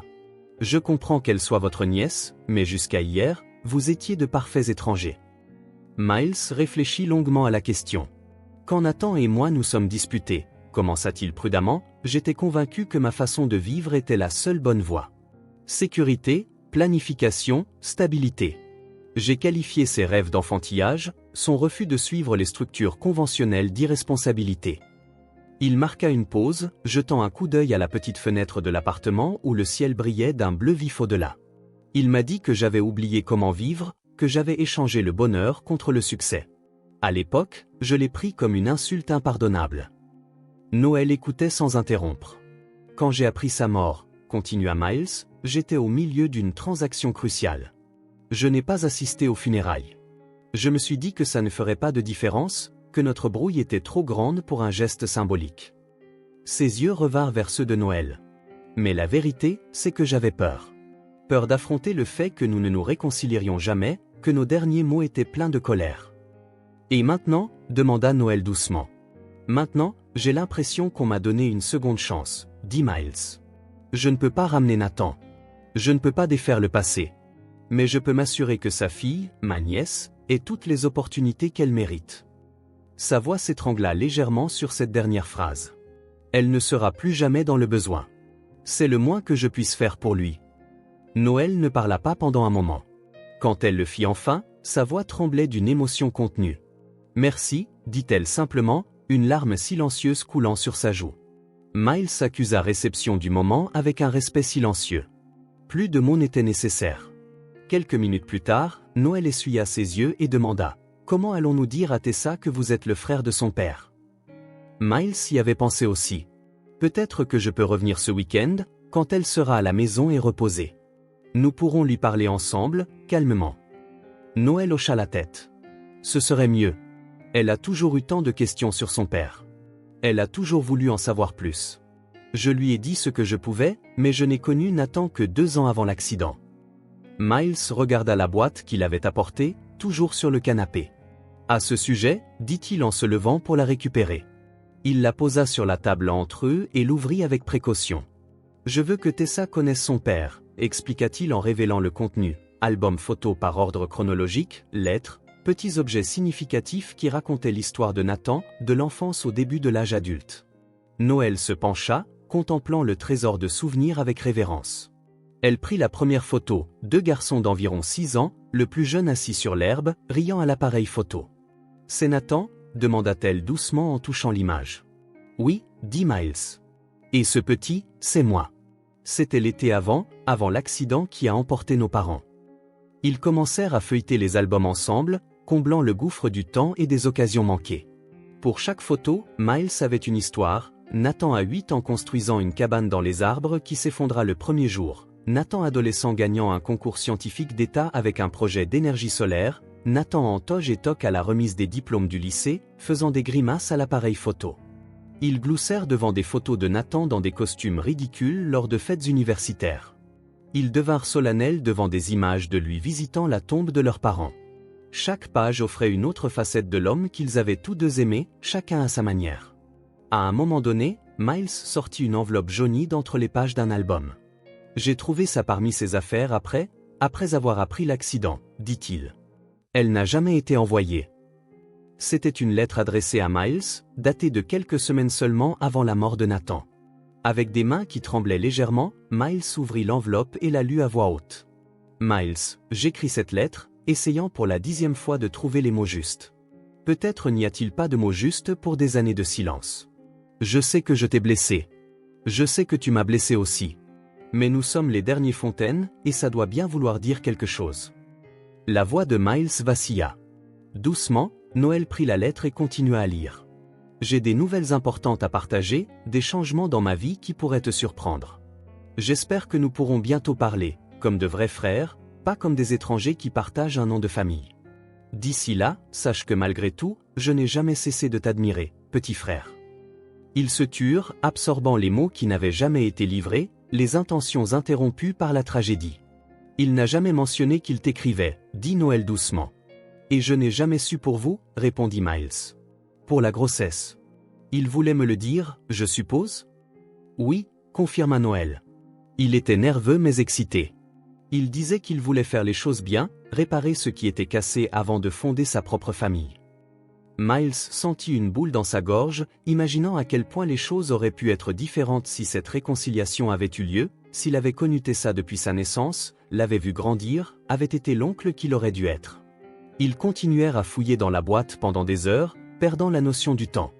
Noël apporta ses propres histoires, comblant les années que Miles avait manquées, Nathan peignant la chambre du bébé à naître, Nathan s'entraînant à changer des couches sur un ours en peluche, Nathan chantant faux au ventre de Noël, convaincu que le bébé reconnaîtrait sa voix. Quand ils atteignirent enfin la dernière photo, Nathan souriant à côté d'une Noël enceinte, un silence confortable s'installa, comme s'ils avaient accompli un rituel sacré ensemble. Noël toucha doucement l'image finale, les yeux brillants de larmes. « Merci », dit-elle, la voix épaisse. « Merci de l'avoir ramené, d'une manière que je n'attendais pas. » Miles hocha simplement la tête, se trouvant également submergé par l'émotion. « Tessa va adorer tout ça », ajouta Noël après un moment. Elle a toujours voulu plus d'histoire, plus de détails.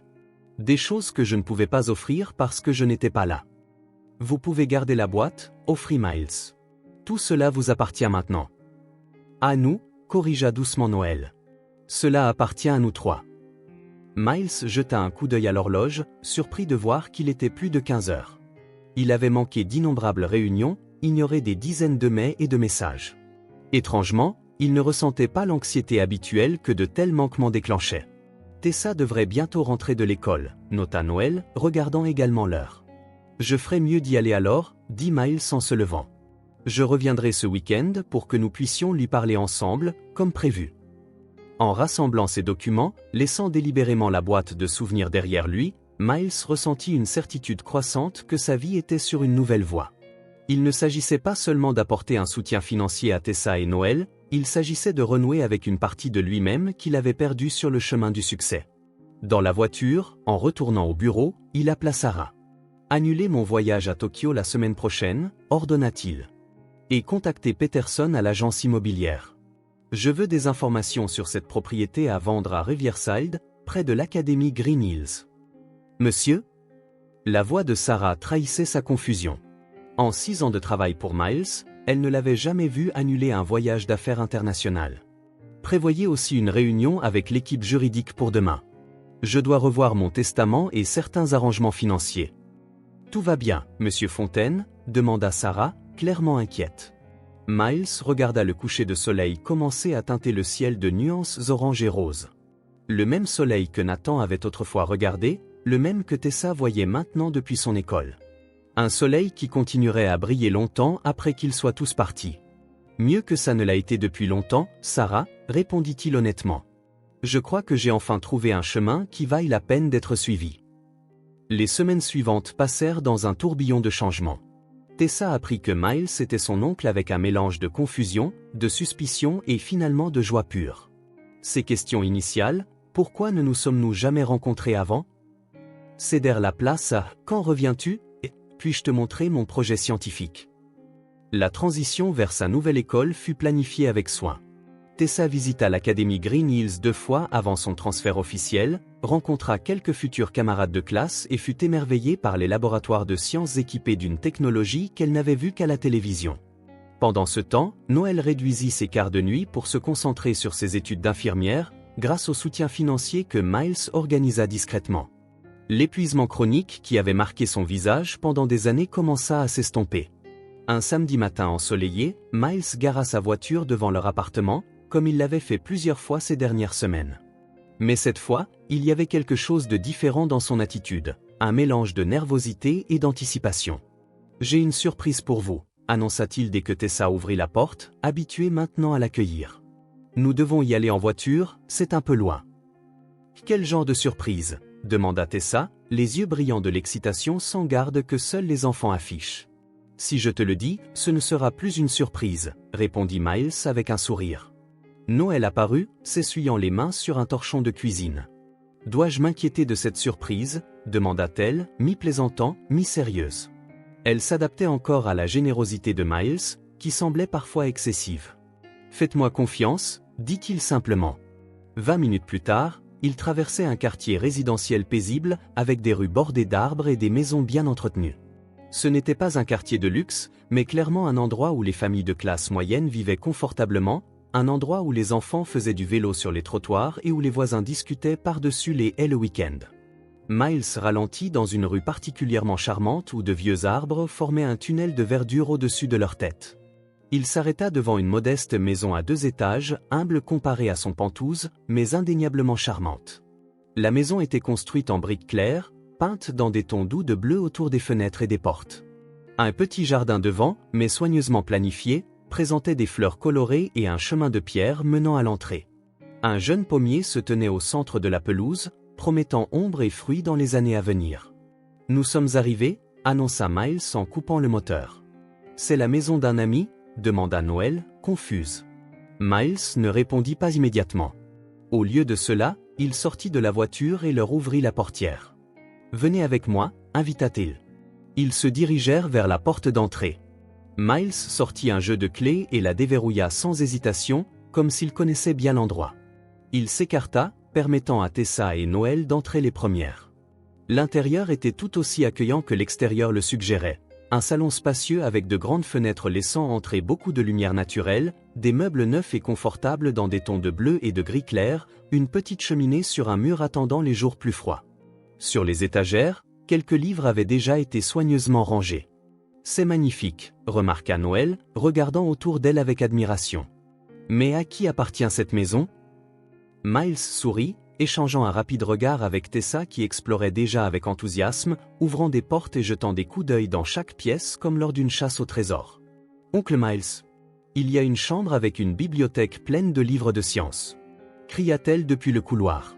« Et une autre pièce avec un immense bureau et un ordinateur » appela-t-elle quelques secondes plus tard, sa voix venant d'un endroit différent. Noël regarda Miles, la suspicion grandissant dans ses yeux. « Miles, commença-t-elle, la voix vacillante, qu'est-ce que tout cela ?» Il la conduisit vers la salle à manger, où une grande fenêtre offrait une vue sur le jardin arrière, une étendue d'herbe, une petite terrasse en bois avec une table de pique-nique, dans le coin, un arbre robuste avec une balançoire suspendue à l'une de ses branches les plus solides. « C'est à vous, » dit Miles simplement. « Un endroit pour grandir. » Noël resta figé sur place, comme si les mots étaient trop écrasantes pour être traités. « Quoi ?» murmura-t-elle enfin. « La maison, elle est à nous, » répéta Miles. « Je l'ai achetée il y a 2 semaines. J'ai travaillé avec une décoratrice pour la préparer avant de vous la montrer. » Tessa revint, essoufflée d'excitation. « Maman, il y a une chambre qui ressemble à la mienne. Elle a les mêmes couleurs que j'aime et même une petite collection de cristaux, exactement comme j'en ai toujours voulu. » Noël porta la main à sa bouche, des larmes coulant silencieusement sur son visage alors que la réalité s'imposait. « Nous ne pouvons pas accepter ça, » dit-elle en secouant la tête. « C'est trop kitmas. C'est à 10 minutes de Green Hills Academy, l'interrompit-il doucement. Et à 15 de ton programme d'infirmière. Ce quartier a l'une des meilleures bibliothèques publiques de la ville et un centre communautaire avec d'excellentes activités extrascolaires. » Noël se tenait toujours là, sous le choc, des larmes coulant sur ses joues. « Pourquoi tout ça ?» demanda-t-elle finalement, la voix tremblante. Miles regarda Tessa, maintenant aux côtés de sa mère, lui tenant la main. Au cours des derniers mois, l'enfant qui cachait autrefois un uniforme déchiré sous un manteau épais s'était épanoui. Ses yeux pétillaient d'une confiance nouvelle, sa posture était plus droite, son sourire venait plus facilement. « Parce qu'elle fait partie de ma famille » dit Miles simplement. « Et maintenant, toi aussi. » Tessa n'attendit pas d'autres explications.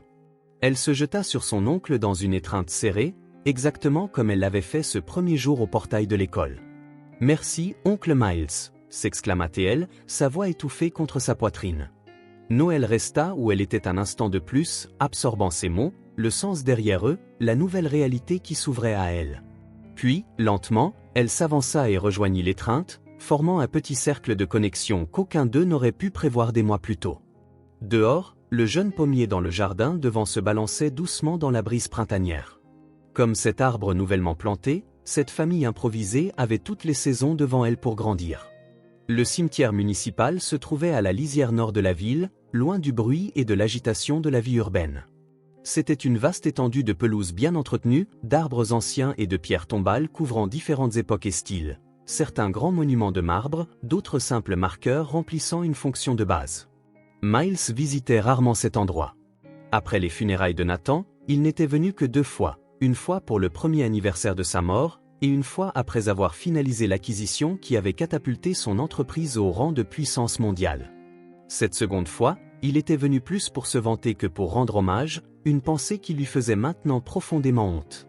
Ce dimanche matin, le ciel était d'un bleu intense, sans un seul nuage. Le genre de journée dont Nathan aurait profité pour des activités de plein air, entraînant son jeune frère pour des randonnées, des sorties au lac, ou simplement pour s'allonger sur l'herbe à chercher des formes dans les nuages. La nature est le seul bureau qui vaille la peine, disait-il, taquinant Miles sur son obsession pour les environnements d'entreprise. Flânant parmi les allées de gravier, Miles portait un bouquet simple mais élégant, des tournesols, les préférés de Nathan, mélangés à un peu de feuillage vert. Rien d'extravagant, Nathan s'était toujours moqué de ce qu'il appelait les chichis inutiles de Miles. La pierre tombale était exactement comme il s'en souvenait, granit gris, simplement gravé, Nathan Jam Fontaine, 1985-2014. Vivre est la seule aventure qui compte. Les pompes funèbres avaient choisi cette phrase d'après un document trouvé parmi les affaires de Nathan. Miles ne l'avait jamais remise en question. Maintenant, il réalisait qu'elle capturait parfaitement l'essence de son frère. Il resta devant la tombe quelques minutes, ressentant simplement le poids du moment. La dernière fois qu'il était venu, il était un homme différent, qui mesurait la valeur en possession et en contrat. Un homme qui avait oublié le sens de la famille. Il s'agenouilla et posa doucement les fleurs sur la tombe. L'herbe autour était bien tondue, probablement par le personnel d'entretien du cimetière, car Miles n'avait jamais pris la peine d'engager quelqu'un pour s'occuper du site. Un autre oubli qu'il réparait. « Salut Nathan », commença Miles, se sentant un peu stupide de parler à voix haute. Mais ensuite, quelque chose en lui se détendit et les mots commencèrent à couler. « Désolé de ne pas être venu plus souvent. Je sais que tu dirais probablement que ça n'a pas d'importance, que ce n'est qu'un morceau de pierre avec ton nom dessus, pas vraiment toi. Mais quand même, j'aurais dû venir. » Une douce brise fit bruire les pétales de tournesol, comme si Nathan lui-même répondait à sa manière décontractée. Il s'est passé beaucoup de choses ces dernières semaines. Des trucs que tu ne croirais pas. Miles sourit, imaginant la réaction incrédule de son frère. J'ai rencontré Tessa. Ta fille. Il marqua une pause, comme s'il attendait une réponse. Elle est incroyable, mec. Pas seulement physiquement, même si elle a définitivement tes yeux. Mais aussi dans sa personnalité. Cette même détermination têtue, cette même passion pour comprendre comment le monde fonctionne. Miles s'installa pour s'asseoir sur l'herbe à côté de la tombe, comme s'il avait une conversation informelle avec Nathan dans un parc. J'ai rencontré Noël aussi. Elle est merveilleuse, tu sais ça. Forte, intelligente, dévouée. Je vois pourquoi tu es tombé amoureux d'elle. C'est le genre de personne qui te tiendrait droit, mais dans le bon sens. Il se tut un instant, organisant ses pensées. Ils ont traversé des moments difficiles, Nathan. Tessa portait un manteau en pleine chaleur pour cacher son uniforme déchiré. Noël travaillait la nuit, étudiait le jour, dormant à peine, essayant juste de garder un toit au-dessus de leur tête. Son ton était factuel plutôt qu'accusateur. Je sais que tu n'as pas choisi de partir. Je sais que tu aurais fait n'importe quoi pour elle si tu en avais eu la chance. Et je sais que tu aurais dû me parler d'elle. Mais je comprends pourquoi tu ne l'as pas fait. Notre dernière rencontre n'était pas exactement amicale.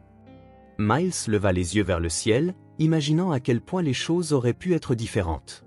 J'aimerais que nous ayons eu la chance de réparer les choses. Que tu aies pu voir le succès de l'entreprise. Que j'ai pu rencontrer Tessa quand elle n'était qu'un bébé. Que nous ayons pu être une vraie famille. Il prit une profonde inspiration. Mais j'essaie de rattraper le temps perdu maintenant. Je leur ai acheté une maison. Ne t'inquiète pas, rien de luxueux, tu aurais détesté que je les noie sous des luxes inutiles. C'est simple mais confortable. Il y a un jardin où Tessa peut faire ses expériences scientifiques sans faire exploser leur appartement. Il rit légèrement, imaginant la réaction de Nathan. Tessa va dans une meilleure école maintenant, une qui mettra au défi son esprit brillant. Et Noël est sur le point de terminer ses études d'infirmière. Elle y arrivera, j'en suis sûr. Une seule feuille tomba d'un arbre voisin, atterrissant à côté des fleurs. Je les ai trouvées, Nathan, dit Miles, sa voix plus stable maintenant. Je prends soin d'elle. J'aurais aimé que tu me le dises, mais je pense que tu serais fier. Après ces mots, Miles resta simplement là, silencieux. Aucun bruit sauf les oiseaux lointains et le bruissement occasionnel des feuilles. Une paix étrange l'enveloppa, non pas une absence d'émotion, mais une calme acceptation de celle-ci. Il resta assis pendant près d'une heure, se remémorant parfois des moments d'enfance avec Nathan, d'autres fois existant simplement dans le présent, sentant le soleil sur son visage. Il n'était pas religieux ni particulièrement spirituel, mais il y avait quelque chose de réconfortant à être là, comme si la distance entre lui et son frère s'était réduite. Finalement, il se leva, se sentant différent, plus léger, comme si un poids qu'il avait porté pendant des années ou peut-être depuis cette dernière dispute, peut-être depuis la mort de leurs parents, s'était partiellement levé. « Je reviendrai bientôt », promit-il en ajustant les fleurs une dernière fois. En retournant à la voiture, Miles remarqua d'autres personnes dispersées dans le cimetière, certaines dans un deuil récent, d'autres visitant régulièrement des êtres chers perdus depuis longtemps.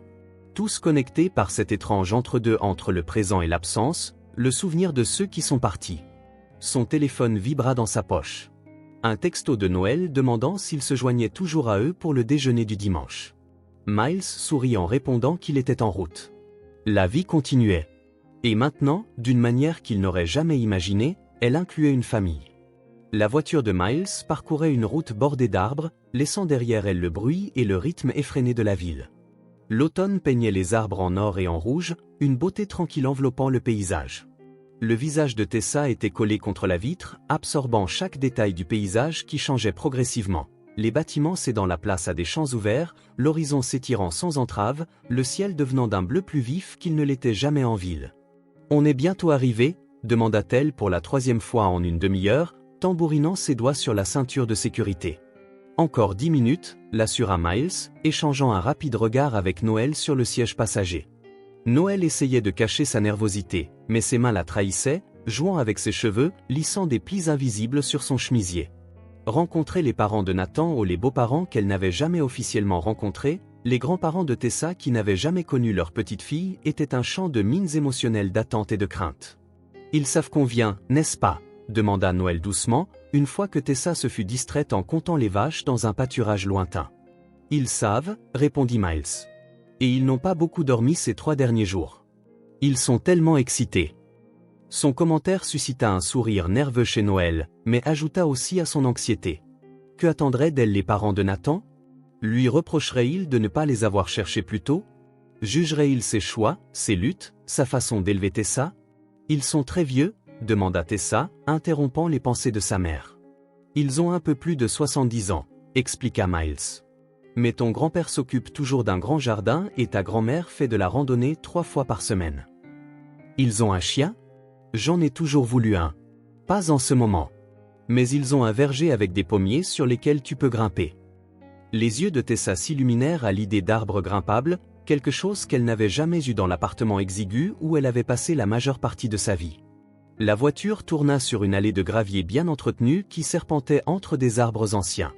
Après une légère courbe, une maison apparut, une maison de style campagnard à 2 étages avec de grandes fenêtres et une véranda faisant le tour, peinte en bleu et blanc doux avec des accents de bois sombre. Elle n'était pas tapax en graveleuil ni imposante, mais elle dégageait un charme réconfortant et intemporel. Miles se gara près des marches de l'entrée, coupant le moteur. Pendant un instant, personne ne bougea, comme s'ils avaient tous besoin de cette dernière seconde pour se préparer à ce qui allait se passer. « Prêt ?» demanda finalement Miles. Avant qu'il ne puisse répondre, la porte d'entrée s'ouvrit. Robert et Eleonora Fontaine apparurent sur le porche, main dans la main, se penchant en avant comme pour essayer d'apercevoir le premier regard. Des années de deuil pour leur fils perdu et de brouille avec leur enfant restant avaient creusé des rides profondes sur leur visage, des rides que le vieillissement normal ne pouvait expliquer entièrement.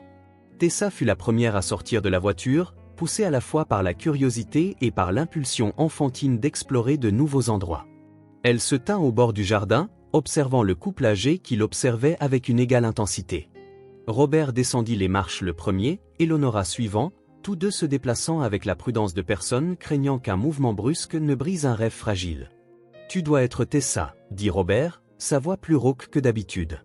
Tessa hocha la tête, soudain timide. « Je suis ton grand-père, » continua-t-il en s'agenouillant malgré l'inconfort évident de ses articulations vieillissantes. « Et je ne peux pas exprimer avec des mots à quel point je suis heureux de te rencontrer enfin. » Eleonora s'avança d'un pas, ses mains tremblant légèrement. « Tu as ses yeux, » dit-elle, un sourire éclairant son visage usé par le temps.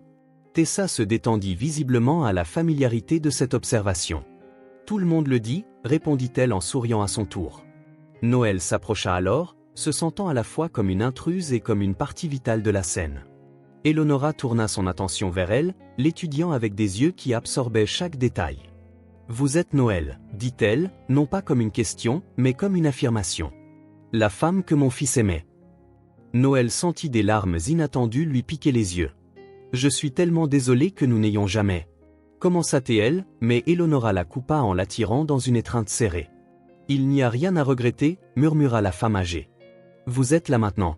Nous sommes tous là. » Miles observait depuis quelques pas, éprouvant un tourbillon complexe d'émotions, la joie d'avoir facilité cette réunion, la tristesse des circonstances qui l'avaient rendue nécessaire, et une pointe d'envie devant la facilité avec laquelle tout le monde semblait se connecter, quelque chose qui avait toujours été difficile pour lui. L'inconfort initial de la première heure évolua lentement vers une familiarité croissante. Robert guida Tessa à travers le jardin, lui montrant fièrement les diverses plantes qu'il cultivait, lui apprenant à reconnaître celles qui étaient comestibles, répondant patiemment à ses questions infinies. Elle fut particulièrement fascinée par le bac à compost, disséquant scientifiquement les couches de décomposition. Pendant ce temps, Eleonora montrait à Noël des albums de photos de famille dans le salon. Voici Nathan apprenant à faire du vélo, ici, son premier concours scientifique, ça, c'était le bal de promo, il détestait porter une cravate. Chaque photo, chaque histoire comblait les vides dans la compréhension de Noël de l'homme qu'elle avait aimé. Elle découvrit que l'habitude de Nathan de se mordre la lèvre lorsqu'il était concentré était héritée de son père, que son aversion inexplicable pour les cerises provenait d'une intoxication alimentaire d'enfance, que son talent pour réparer les choses cassées s'était perfectionné lors des après-midi père-fils dans le garage. « Il nous a écrit à votre sujet », révéla Eleonora à un moment donné, sortant une lettre jaunie d'une enveloppe. « Il n'a jamais mentionné votre nom, mais il disait qu'il avait rencontré quelqu'un de spécial. Quelqu'un qui voyait le monde différemment. » Noël accepta la lettre, les mains tremblantes en reconnaissant l'écriture désordonnée de Nathan. « Puis-je la lire plus tard ?» Eleonora hocha la tête, les yeux pleins de compréhension. « Elle est à vous maintenant. » Miles, pendant ce temps, errait dans le jardin arrière, redécouvrant des endroits familiers. Un arbre avec des marques de croissance gravées dans son tronc, la vieille balançoire en pneus que leur père avait accrochée des décennies auparavant, la vue sur le ruisseau au-delà de la clôture. C'était étrange comme tout semblait à la fois identique et complètement différent. « Tu as fait ce qu'il fallait, » dit Robert, apparaissant à ses côtés tranquillement. Miles se tourna, surpris. « En les amenant ici, » continua son père. « Ça n'a pas dû être facile. » En fait, c'était la chose la plus facile que j'ai jamais faite. Miles réalisa la vérité de ses propres mots en les prononçant. Robert sourit, posant une main sur l'épaule de son fils. « Tu as toujours été plus comme Nathan que vous ne vouliez l'admettre, ni l'un ni l'autre. » Il y a des années, ce commentaire aurait déclenché une réaction défensive. Maintenant, cela ressemblait à la plus haute louange. Quand le soir tomba, Eleonora prépara un dîner élaboré, tous les plats préférés de Nathan, ainsi que des desserts que Tessa avait mentionnés aimer pendant la journée. La table de la salle à manger, rarement étendue ces dernières années, accueillait maintenant 5 personnes sous une douce lumière de bougies, imprégnée de l'arôme de la cuisine maison et du son d'une conversation animée. Les histoires coulaient naturellement entre les bouchées, Robert rappelant les farces des garçons pendant leur enfance, Eleonora partageant des anecdotes embarrassantes de l'adolescence de Nathan, Noël racontant comment il brûlait toujours les toasts mais insistait pour les faire chaque matin. Tessa absorbait tout, ses yeux passant d'un adulte à l'autre, tissant une tapisserie mentale du père qu'elle n'avait jamais connu. Occasionnellement, elle ajoutait ses propres observations, étonnamment perspicaces, « C'est donc pour ça que je ne sais pas siffler. » Papa ne savait pas siffler non plus. Après le dessert, une tarte aux pommes à la cannelle utilisant les fruits du verger, Robert leva son verre. « À la famille, » dit-il simplement. Séparés par le temps, unis par l'amour. Le léger tintement du cristal remplit le silence chargé d'émotions qui suivit, chaque personne perdue dans ses propres pensées et sentiments. Plus tard, après que Tessa se fut endormie dans l'ancienne chambre de Nathan, adaptée à la hâte avec des draps colorés et une lampe en forme de planète, les 4 adultes s'assirent sur le porche sous un ciel étoilé. « Elle pourra venir quand elle voudra, » dit Eleonora, la voix serrée par l'émotion. « Ce sera sa maison autant que la nôtre. »« Merci, » répondit Noël doucement. « Pas seulement pour aujourd'hui, mais pour m'avoir fait sentir comme faisant partie de la famille. J'avais peur que vous puissiez me reprocher. De ne pas nous avoir cherchés ?» termina Robert à sa place. « Jamais. Notre seul chagrin est d'avoir perdu tant d'années. Mais il nous en reste beaucoup. » ajouta Eleonora en serrant la main de Noël. Miles observait la scène, éprouvant un sentiment de plénitude qu'il n'avait jamais ressenti auparavant. Le voyage qui avait commencé des mois plus tôt, lorsqu'il avait remarqué une fillette seule dans un manteau épais, n'avait pas été une coïncidence. C'était l'appel du destin, une chance de rédemption, un nouveau départ. En contemplant les étoiles au-dessus, en inhalant l'odeur familière du jardin de son enfance, entouré de personnes qui, malgré des circonstances extraordinaires, formaient maintenant un cercle d'appartenance, Miles comprit une vérité simple mais profonde. Parfois, la famille vous trouve. Et quand elle le fait, il faut s'y accrocher fermement. Si cette histoire vous a touché au cœur, abonnez-vous à la chaîne et activez les notifications pour ne pas manquer les prochaines. Laissez un like, car cela aide cette histoire à être recommandée à plus de personnes. À la prochaine.